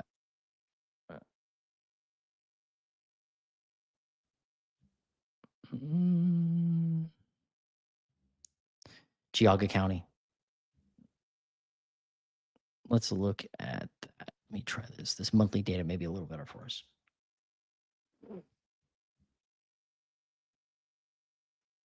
Mm-mm. Geauga County.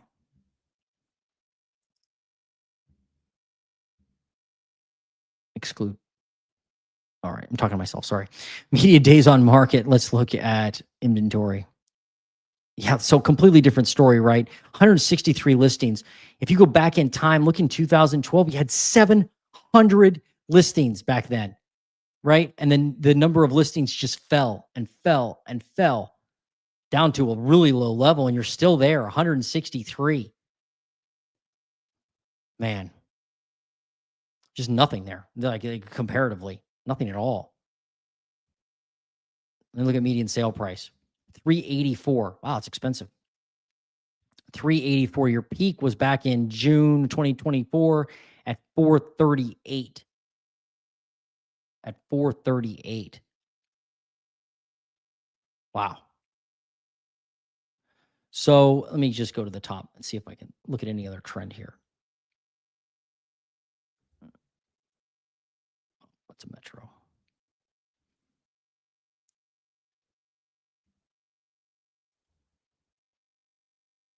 Geauga County. Let's look at, I want to look at the inventory. Yeah, so you can see like on this chart, you're up 16%, 220 units, 220 homes for sale. And it's kind of gone up, went up fast at the beginning of the year. Every year it goes up fast at the beginning of the year. I wonder why that is. It's kind of following seasonality. But now let's look at pricing and see how that's gone.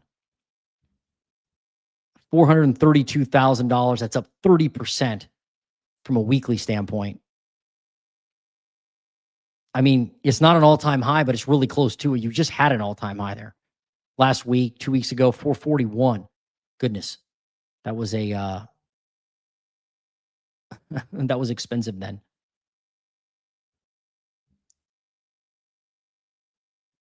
I'm not going to look at Zillow on this one. I'm going to get to these other ones. I want to get to them before I finish.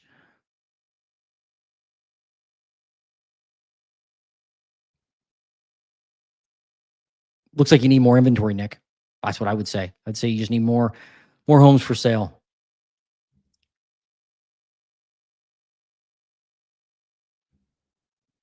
Ronnie, let's look at Licking County. Let's look at Newark. I know this county well. Licking County.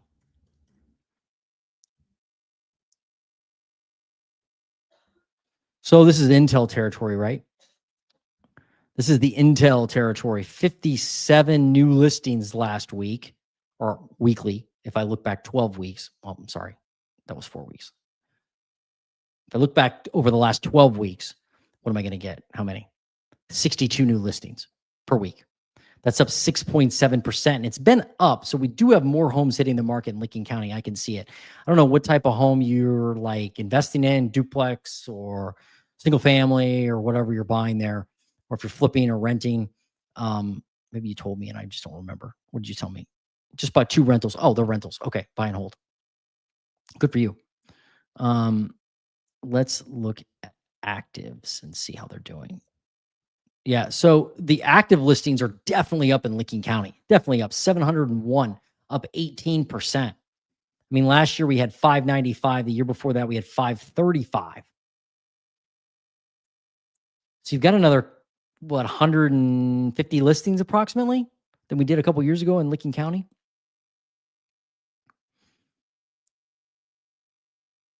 Let's do the median sale price. Median sale price is crazy. Look at this.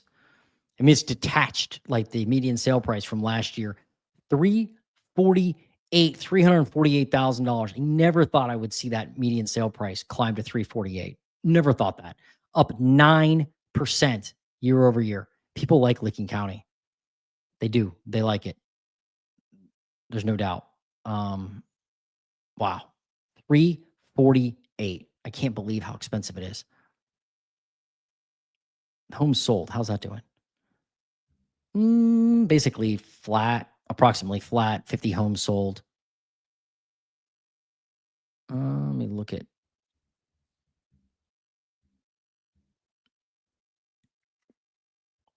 median days on market. Let's peek at that. Homes are sitting a little longer, 3 days longer.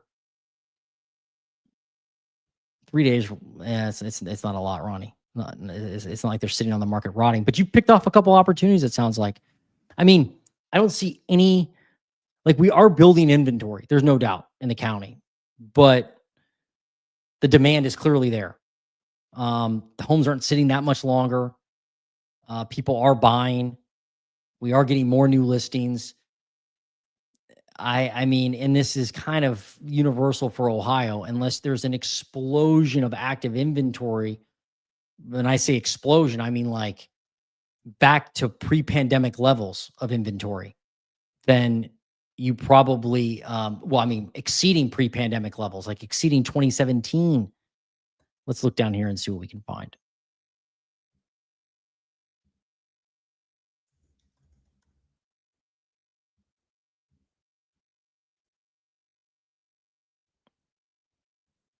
Hello. What are you doing here, Redfin? Oh, there we go. Exclude. Yeah, so 350, and this is monthly data down here at the bottom, but if I look at inventory, look at this. So again, same story as the other counties, right? Like we had 1,000 listings at one point in the LC, right? 1,000 listings, 1,052. And that inventory just fell and fell and fell and fell, but you can see it rising now. You can see some type of movement. 627 active homes total if we look at the monthly data. And back in July of 2020, we had 455. That was pandemic, I guess. So pre-pandemic in July of 2019, we had 698. So we're getting there. We're getting to pre-pandemic levels. As a landlord, I'm sure you know this, like rent has skyrocketed in the county, but it could, are we at the ceiling? I don't know. It depends on what kind of rental you have, but I'd be really careful about rent growth. Really careful about projecting rent growth. But anyway, it's always good to see a fellow investor out there. And I assume you're a small mom and pop investor. So, and you're probably improving the neighborhood, right? Buying a house, probably fixing it up, I'm guessing, and putting it out there as a place for somebody to live. We do need more rentals. So that's good. We need more affordable inventory of rentals. We need more affordable housing, period. I mean, the price point is not sustainable for the wages of the area. That's for sure. I know several people trying to buy a house and they can't even look at Newark. Too expensive. But you wanted me to look at Newark, so there's not that many people on right now, so I can go ahead and do this. Let's look at Newark.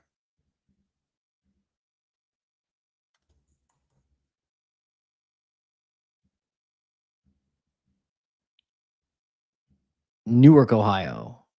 Yeah, you can see this inventory spike, right? Like 185 listings right now. I mean, you're getting there. You're getting back to that pre-pandemic level. Not quite there yet, but it's close. It's close. 185 tied for 2019 for the city of Newark. What's the median price here now? It's probably 270, I'm guessing. 244. 244,000.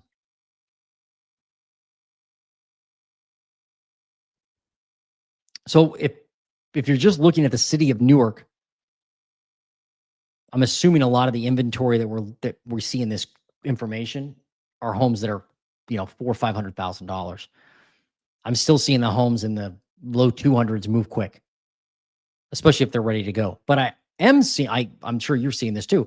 I'm seeing homes that are normally would go quickly, like that need a lot of work in decent areas, duplexes, even single family houses. They're sitting a little longer now, just a little longer. Let's look at days on market. Days on market. What do we got? Days on market.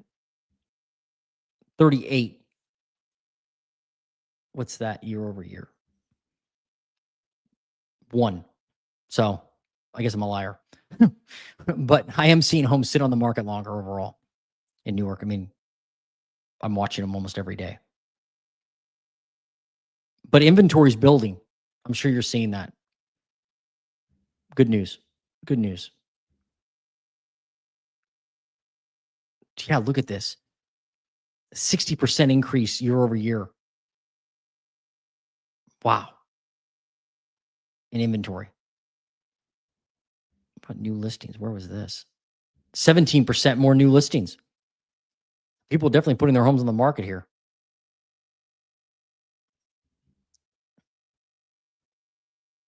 Hope that helps, Ronnie. Yeah, if interest rates dropped, is that going to make you buy more? I'd like to know. Inquiry minds want to know. Galena. Galena. Galena's a great town.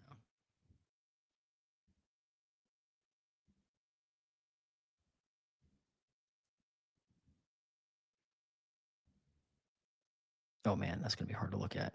Let's look at inventory. Oof, that's not going to tell us much. Let's see. How can I do this? Let me go to. I'll go to the MLS and see if I can do it. I mean, I know I can do it here. It just takes me a minute.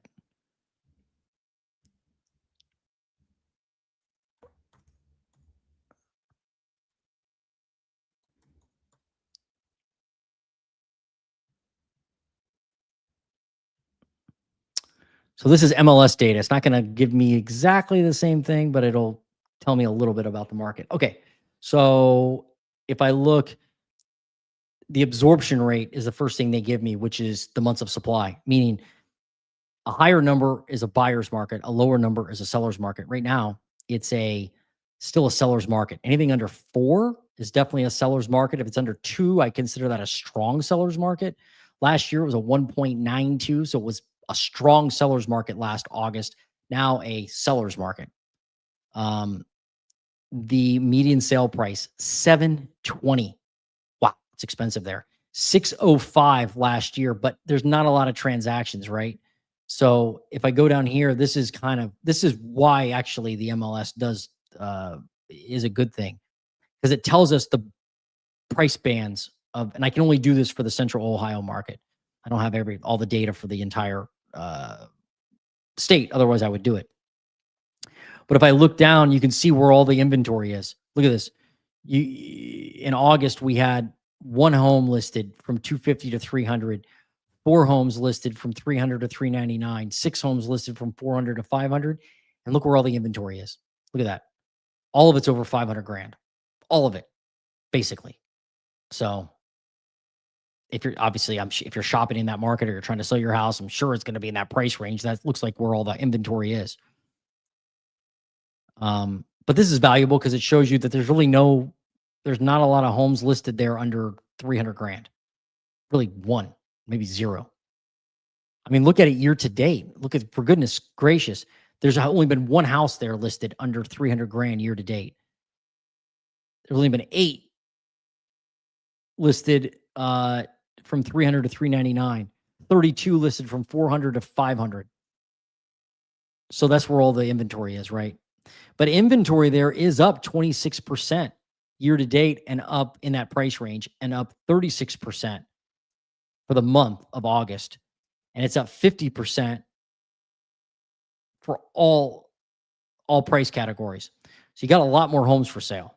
But the absorption rate tells me that there's just not a lot of discounting going on. Our homes are, not a lot of discounting.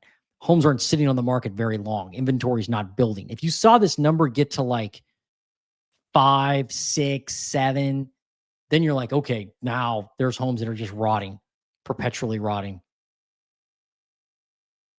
But it doesn't look like you're seeing that right now. So you could watch the absorption rate. So I don't know what you're doing, if you're buying, selling, whatever, investing, I have no idea. But whatever realtor you're working with, if you're working with one, they should be able to get you this data anytime you want and help you break down the market, especially by using MLS data. They should be able to do what I'm doing. A lot of them have more experience than me, but you should be able to get this from any realtor. Any realtor.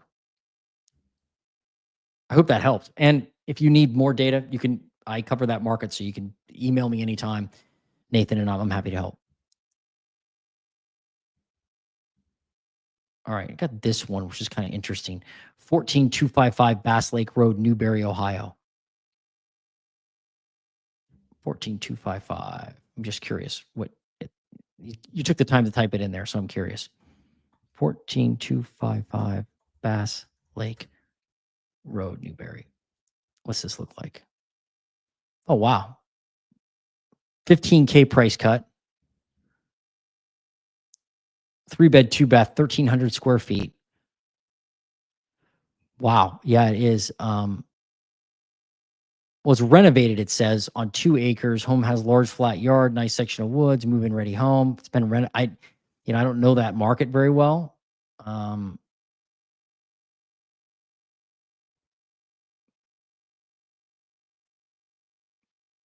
mean, it's been on the market only 11 days. And you were asking, like, what were you saying? Looked at this home recently, but can't understand how the owner and realtor think the price of this house for the size. I don't know. It's hard to understand. I mean, it's because I don't know the market. Like, I couldn't just tell you off the top of my head. Because it's move-in ready and it's renovated. It's got a large flat yard. I mean, the cabinets don't look brand new. Maybe they are. They're just a little different. Probably the renovation, I'm guessing. The fact that it is renovated, right? And it's not if all the systems are dialed in, the basement's in great condition. If that's the case, that could be why. Like, it has a new roof and all that jazz. But you have to look at the comparable sales there and see, right?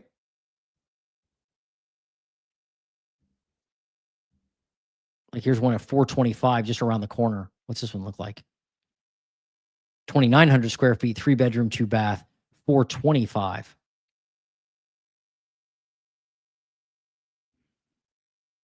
Newberry, Ohio, huh? Well, let me look real quick and see if I can get any info.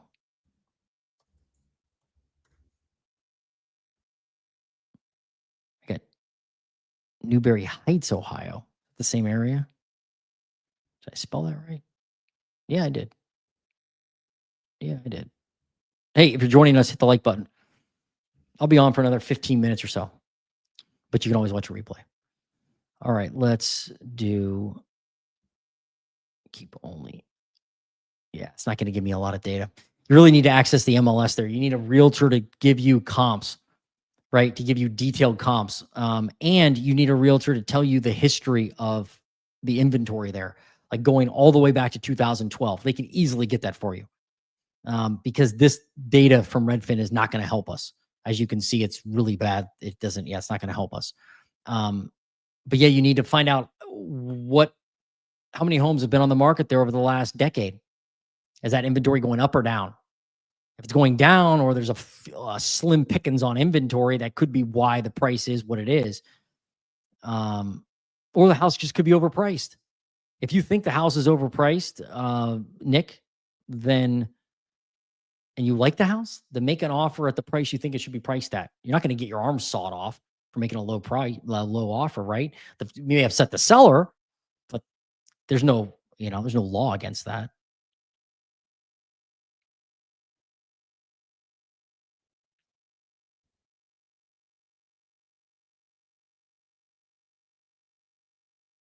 All right, let me just look at some comments real quick. I've been blessed to travel the great state of ours to work, and found the communities that offer good schools, employment within an hour drive, and all the normal amenities are doing well. Cool. It's awesome to get on the boots on the ground is the best way. Drive in the areas. Okay, yeah, you were telling me about that. DK. Is it fair to assume? Okay, we already looked at that one.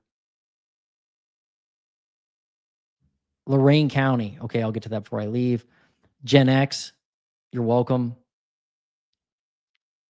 Thoughts about this one? Ooh, another one to look at. Fun. Ooh, this is in Pataskala.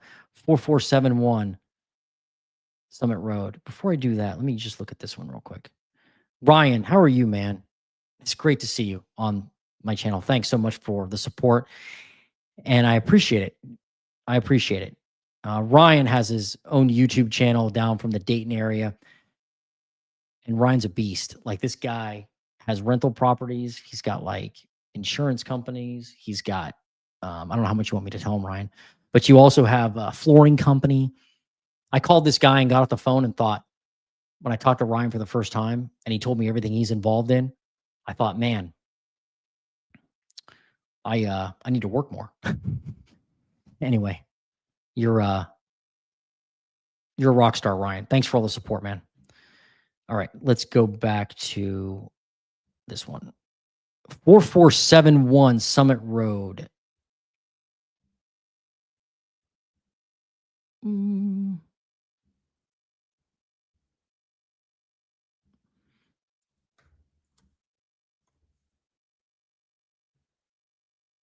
All right, so this is the MLS. This is what the secret MLS looks like, by the way. I assume I'm allowed to show this to you. But we'll find out soon enough. I'll probably get a fine in the mail tomorrow. They fine you quick on the MLS. Like if you monkey around, they sniff you out. You just get a fine in their inbox. Hey, here's a fine for you, $100. But they have their data locked down. They don't, and there's a reason why they fine you and stuff. This one went up in price. Look at this. Original list price $749. Now it's listed at $974. 337 days on the market. And you wanted to know, seems high. I don't know. 3,200 square feet. Ignore all previous listing descriptions. The tenant has finally moved out. The property has been cleaned out and it's ready for your final touches. The sale includes 2 parcels totaling 11 acres. That's why it's in Pataskala, man. And it's 11 acres. Offering incredible value and flexibility. Spacious 4-bed, 3-bath pond and barn. Discover country living.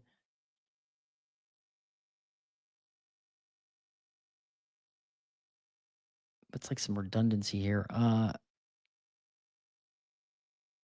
It does it have any pictures? Let's see the pictures. It's been on the market forever.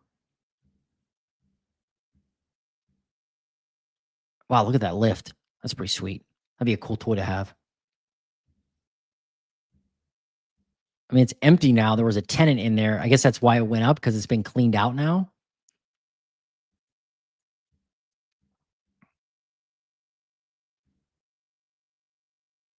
Acreage 11, days on market 337, built in 1986. I mean, their listing pictures aren't doing them any favors. Wow, it's a cool property. I mean, it's got like an outdoor kitchen. Look at that. I don't know. I'd have to dig into the details if a buyer was asking about it. Like if you want to buy this property, MJ, I don't know if you do or not, but if you do, or somebody did want to buy it, I would then dive into the comps and get really detailed. And we'd obviously go out and check it out to look at it and see, what's going on with it. I mean, it went up 300 grand, right? Yeah, it went up $300,000.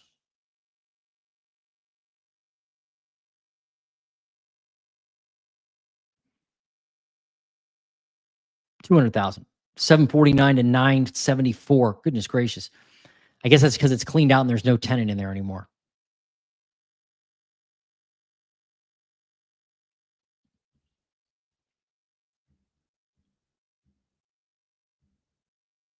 But because the location's really good.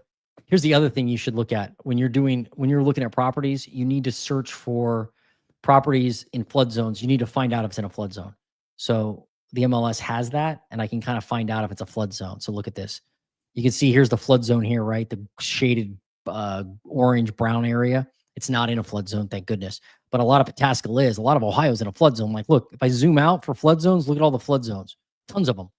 So you definitely need to look at that if you're going out. I'm not saying, I always advise people to be cautious buying a flood zone home. I'm not saying you can't buy one, but you need to be careful. And there's a lot of flood zones in Pataskala. It's a very low area. Okay. I don't know. That one's really interesting. If somebody wants to go take a look at that one with me, I'm happy to take them. It could be a fun, I love walking property. So it could be a fun day. Never know what you're going to run into. All right. We'll go back to our charts here. Look at this question. Did Ohio get enough petition signatures to put the tax issue on our ballot? I don't know. We're going to find out next week. Well, the video, I'm interviewing Beth Blackmar again next week. And then I'll have that video out the following week. So it's definitely something I'm going to ask her. From what I understand, I think they're close, but I don't know that they've hit their target yet. I don't think they're going to tell people they did, because I think they want to keep collecting signatures just in case some of them get thrown out. So the idea is they're going to shoot for November of 2026, the last I heard, not May of 2026, November. So there's a good turnout, and that's when it'll be on the ballot, hopefully. Be interesting to see what happens. Really interesting. But thanks for asking. The reason we're selling our parents' home in Darke County is because they passed away. I'm sorry to hear that. I really am. Yeah, I'm very sorry. We own our own home and it's too far away from where we live and work. Don't want to be landlords or upkeep both. Understood. And I'm not saying you're doing the wrong thing. It may also, it has sentimental reasons. You may not want it. It's a painful experience. I've been through it. So, yeah, you made your decision. That's cool. The only last thing I'd tell you is check out a property management company. I use property managers. If you find the right one, they can be a great asset and allow you to keep your hands off of the property while they manage it. But I understand completely. So I get it. I'd rather sell it for a reasonable price to family who needs it. Perfect. Great. Great, Em. Great. And again, very sorry to hear about your loss. Avon's a very desirable area, obviously. Yeah, the houses there are really nice, yeah. Energy Fitness, what's up? How you doing? Good to see you. Nah, most everyone knows the economy is doo-doo. And oh, that was funny. And prices are about to drop 20 to 50% nationwide. The only people buying now are complete sheep. Gold's at 3,700. Better get yourself some fast. Are you Peter? Is this Peter Schiff? I think maybe Thomas is secretly Peter Schiff. I'm just kidding. Thomas, I understand your point. But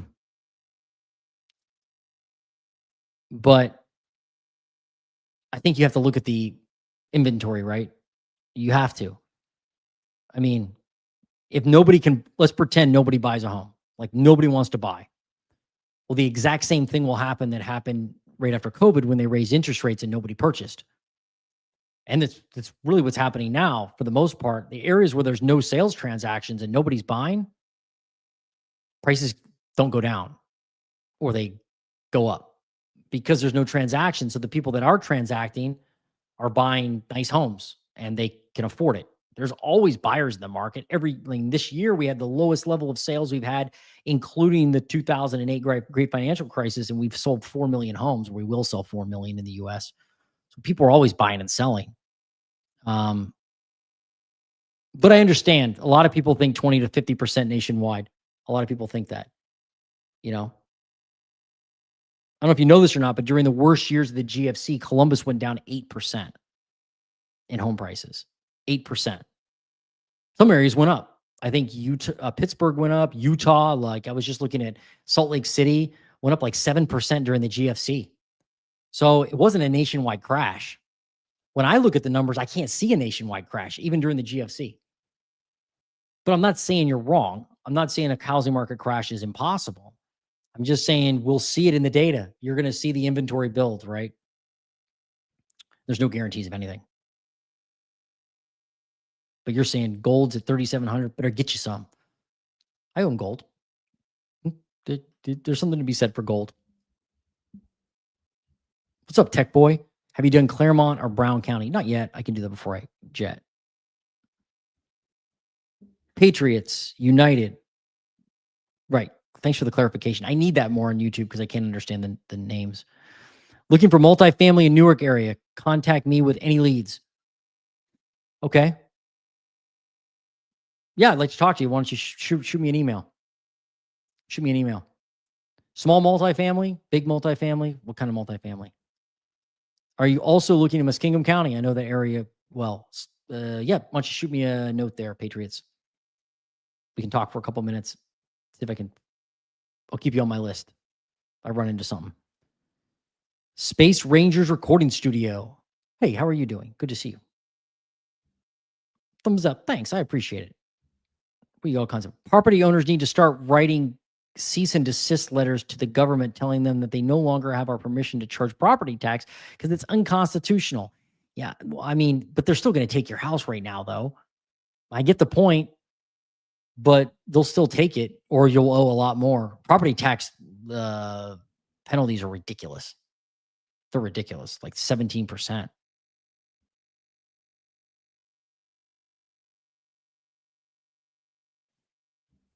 I'm talking property tax. D. Roth versus Ohio Supreme Court ruling tax is extortion and unconstitutional. For funding schools, right? Isn't that what they had said? For funding schools. Yeah, they just kind of ignored that, right? I mean, look, DeWine vetoed a bunch of property tax stuff.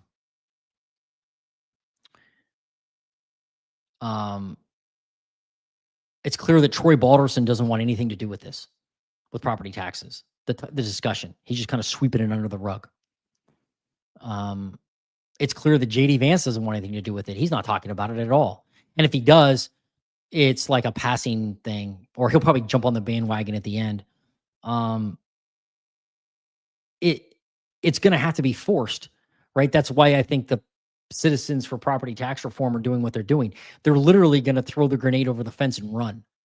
That's what they're doing. They're just disrupting it. They're just coming into the mix and just blowing it up and saying, now you deal with it because this is a problem. Will it work? I don't know, but I'm glad that somebody is going to make the politicians do something, hopefully. The day that they all have to figure this out will be a great day because that's what we pay them to do, in my opinion. The taxing you on an unrealized gain is ridiculous.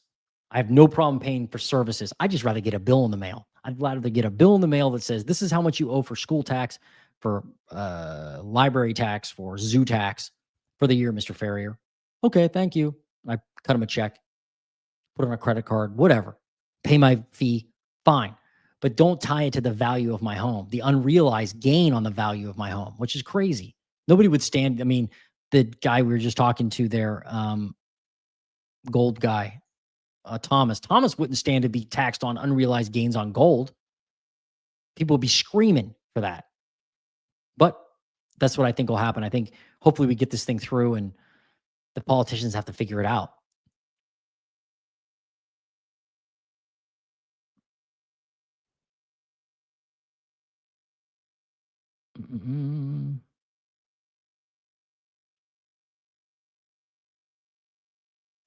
Tax liens on property is an unlawful act. It may be, but it happens all the time, right? We know it does.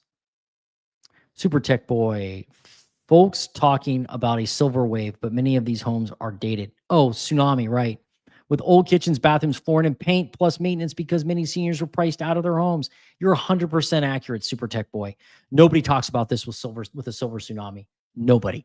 Everybody talks about the silver tsunami, saying that the housing is going to implode because all this inventory is going to flood the market. What Super Tech Boy's talking about is the fact that as boomers age and pass away, we actually saw somebody on here. We just had a commenter whose parents passed away, unfortunately, and I'm very sorry for that. But it happens, right? I've experienced the loss of a parent before. They didn't own a home, but I have another parent who's elderly. Eventually, they will pass away, and I'll have to deal with their property. They're saying that all those people passing away are going to add a ton of supply to the market. What Super Tech Boy's saying, which is 100% accurate, no one talks about this. I mean, you've got people like Melody Wright, Daniel DiMartino Booth, Real Estate Mindset, Adam Taggart. They all act like it's like the like real estate nirvana is going to rain on us somehow all of a sudden. But Super Tech Boy's saying those houses are all old. They're all old homes. Most of them, they all need a lot of them need updated. Some of them need torn down. Nobody talks about that part. They act like you're going to be handed the keys to nirvana, to real estate nirvana, which is complete BS to do to their viewers. but I'm just a small YouTube channel. I'm not going to get that run to have a voice there. But if I was in front of Melody Wright or Adam Taggart or DiMartino Booth, I would ask him and say, when's the last time you did a full gut rehab on a 1920 house? How many homes in the US were built before 1949? Look at that stat. It's staggering. Staggering. I go on and on about that. Thanks, Super Tech Boy. Jason, I see a house for sale in Florida for $25,000 on 1 acre. I went to buy it and it was pulled off the market. I don't know. Okay. That happens. That happens. What's up, Patriots United? Nashport area. That's a really small market. You're going to have to, yeah, I'll try to get to that. Let me see if I can get to it.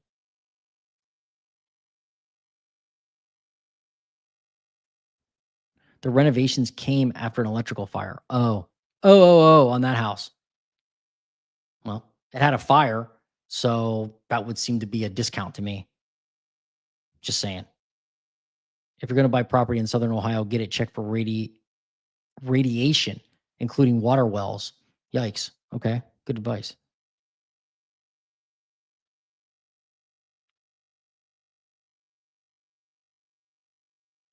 How the homeowners going to feel? Operation Retribution. Cool name. How are the homeowners in Licking County going to feel when and if Intel plant does not get finished or they pull the plug? All that false increased property tax hype for nothing. Yeah, here's the thing though. Well, we wouldn't feel good, right? Licking County homeowners would not feel good. Johnstown homeowners would not feel good. But the government owns 10% of the company now. My assumption is that they will just interfere. The government will somehow interfere because they bought 10% of Intel, right?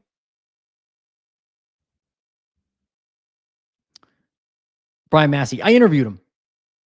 I interviewed that guy. Actually, he's on my national channel. I'm going to interview him again, but I did do a great interview with him. And then I've done 3 tax interviews. So one is on the Ohio channel. And then I have a national housing nerd channel. I interviewed 2 different people. That was before I started the Ohio channel. So that's why it's on the national one. But yeah, check that out. Brian Massey. I did a great interview with him. Yeah, great guy. What? Wow. Good for you, man. That's awesome. That's awesome. Way to go out there and get it done.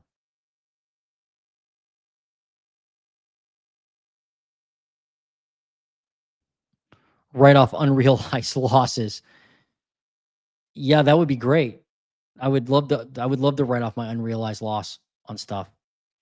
Like you can only write off like I'm not a tax accountant, I'm not a tax expert, not a lawyer, but I think you can only write off like $3,000 on or something on stock losses, right? It's like some small amount. I remember the first time I had like big losses in the stock market, and I just got into real estate. I went to my accountant and I said, "Hey, look at this. I had all these losses. I can write those off." And he's like, "That's not the way it works, dude. It's not like real estate."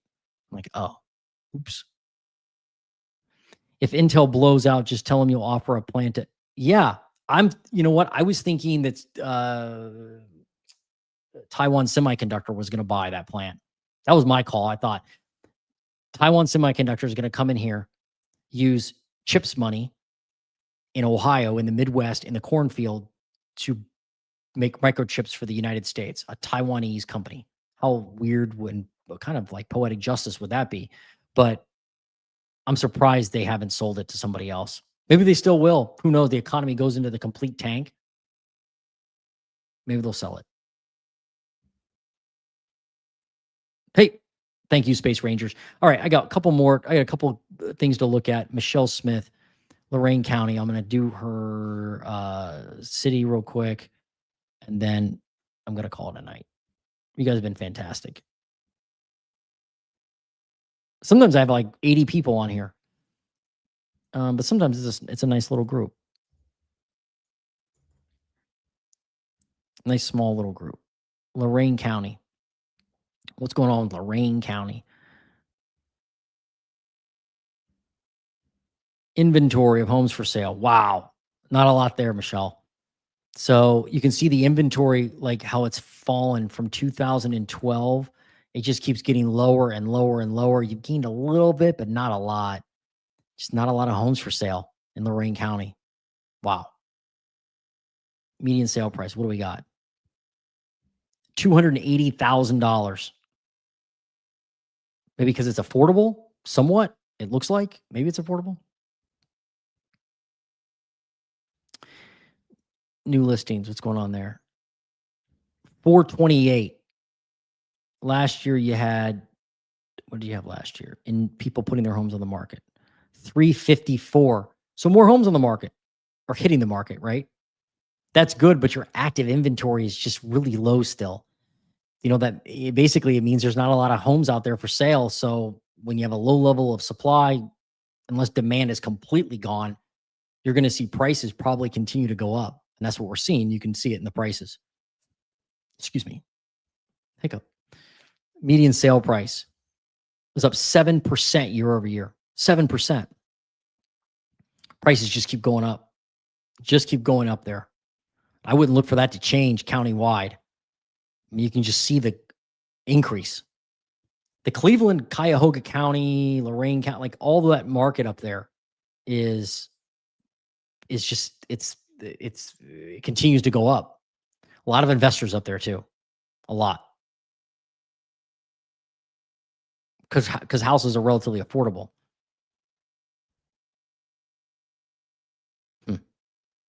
Yeah. So I don't see Loraine County coming down to earth anytime soon based on the inventory. All right, let's see who else I got. Claremont or Brown. What's up, Super Tech Boy?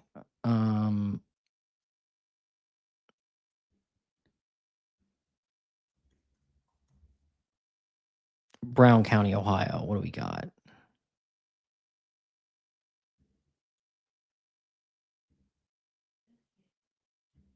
Oops. Dang it. It's getting late. I'm getting...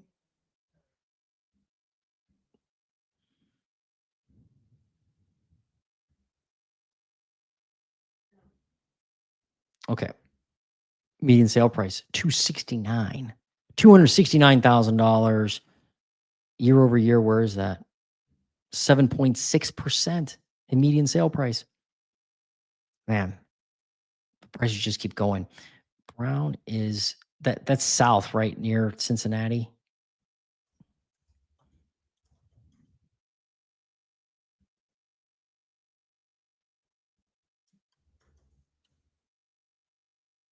Yeah, southeast of Cincinnati. Let's look at inventory there and see what's up. 147. Well, you definitely have been building inventory. Look at that. You had a good amount. I mean, comparatively, like look back in July of 2024, you had 154. Now you've got 147. Not quite as much as last year, but you can see that change coming up. But if you look back historically, 300, I'm sorry, go back historically to 2012 or so. Yeah, 288. Look at that. That is crazy. There's a lot more homes for sale back in the day, right? Back in the early teens. And then the inventory just fell. We're seeing that. We can see that nationwide. Inventory just went like this, down. And the other thing is, like Super Tech Boy said it, you have just old homes. You have old homes out there on the market. And Ohio does not build a lot of new homes comparatively to other states. We just don't.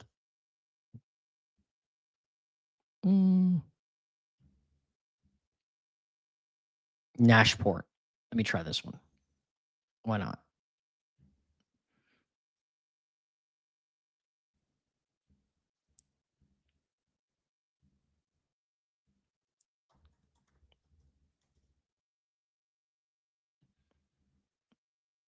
See if I can get any data here. My MLS, Nashport.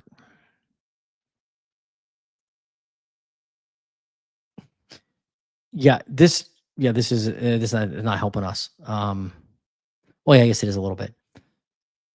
Look at the active inventory. You only have 12 listings right now on the market in August. I guess at the end of August, you only had 12 listings.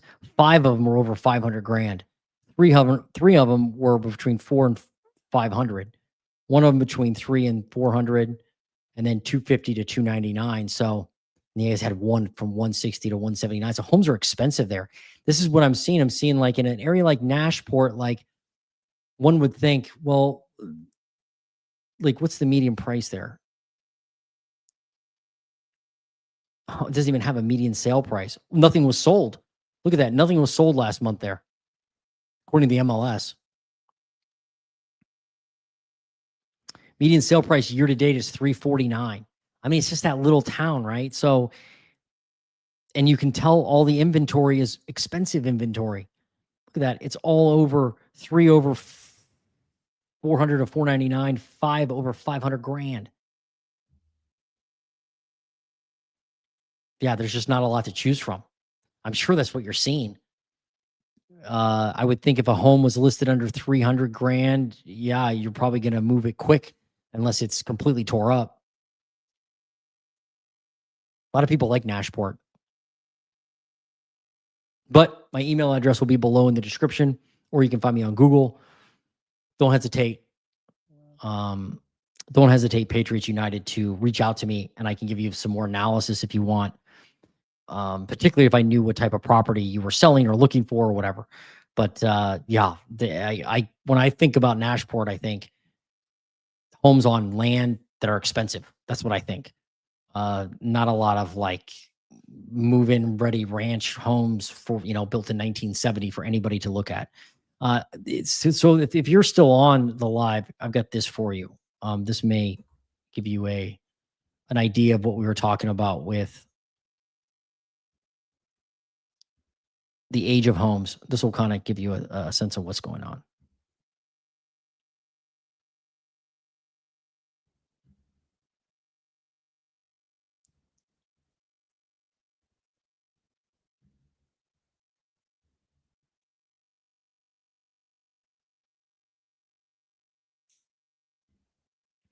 So this shows us the age of homes in Ohio and how many we have. Look at this, 2020 and later. We only have 91,000 homes, according to the U.S. Census Bureau. 2000 to 2019, we have 825,000 homes in Ohio. Look at this. 1950 through 1979, we have 2 million homes. 1949 and earlier, 1.3 million. Total homes in Ohio is like 5.3 million. If I add up 1950 through 1979 and 1949 and under, basically anything older than 1979, that's an easy way to say it, it's 3.1 million of the 5.3 million homes. Most of the inventory is old in Ohio, just old. And what we were talking about earlier was that as the silver tsunami happens, as boomers age out and give up their homes, most of those homes are old, are going to require a ton of work. So when you hear people talk about the silver tsunami, I just want you to remember this data and question what they're saying and ask them if they've actually analyzed the age of the homes. Because I don't hear anybody talking about this. Nobody. They all act like you're going to be handed some kind of like real estate nirvana. Like it's like, here you go. All these homes are move-in ready and people just want to give them away. It's like, well, you have a home built in 1925 that needs all new electric, plumbing, roof, windows, foundation, siding, kitchen, bathroom, flooring, paint, drywall, plaster ripped out, 150,000 in work, 200,000 in work. Is that a gift? I don't know. If you want a house with a big project, then yeah, it's a gift. But if you're looking for the unicorn, I don't know. I think it's going to be purchased before it's sold at a massive discount. So, some parting words from the housing nerd, from the Ohio housing nerd.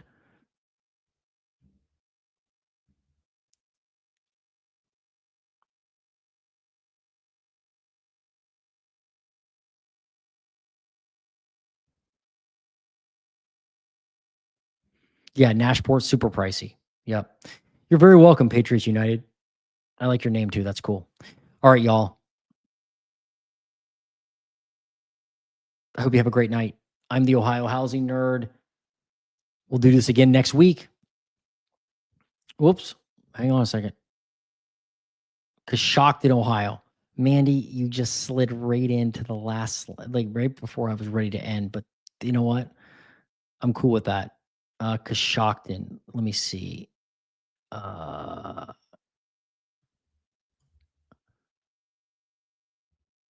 let's see.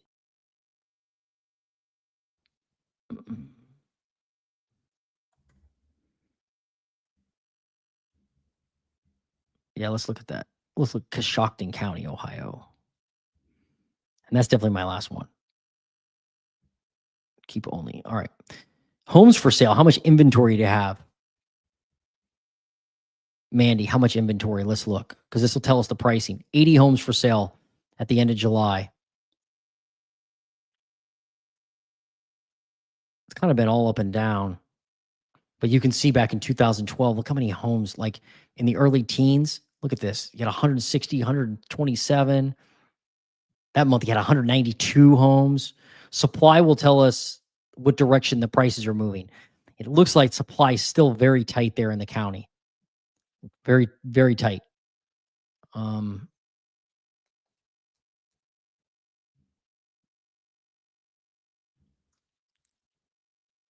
was only up 1.3% year over year, but you can just look at the trend and you can tell not a lot of inventory.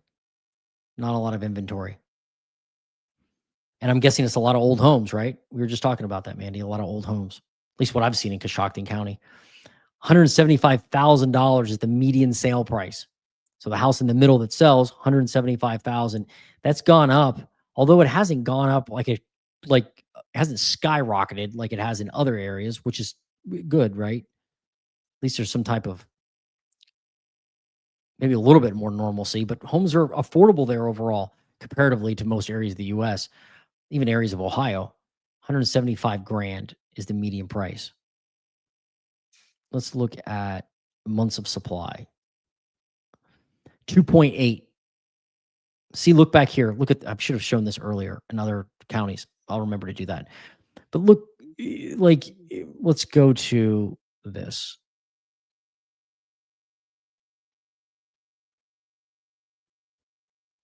July of 2014.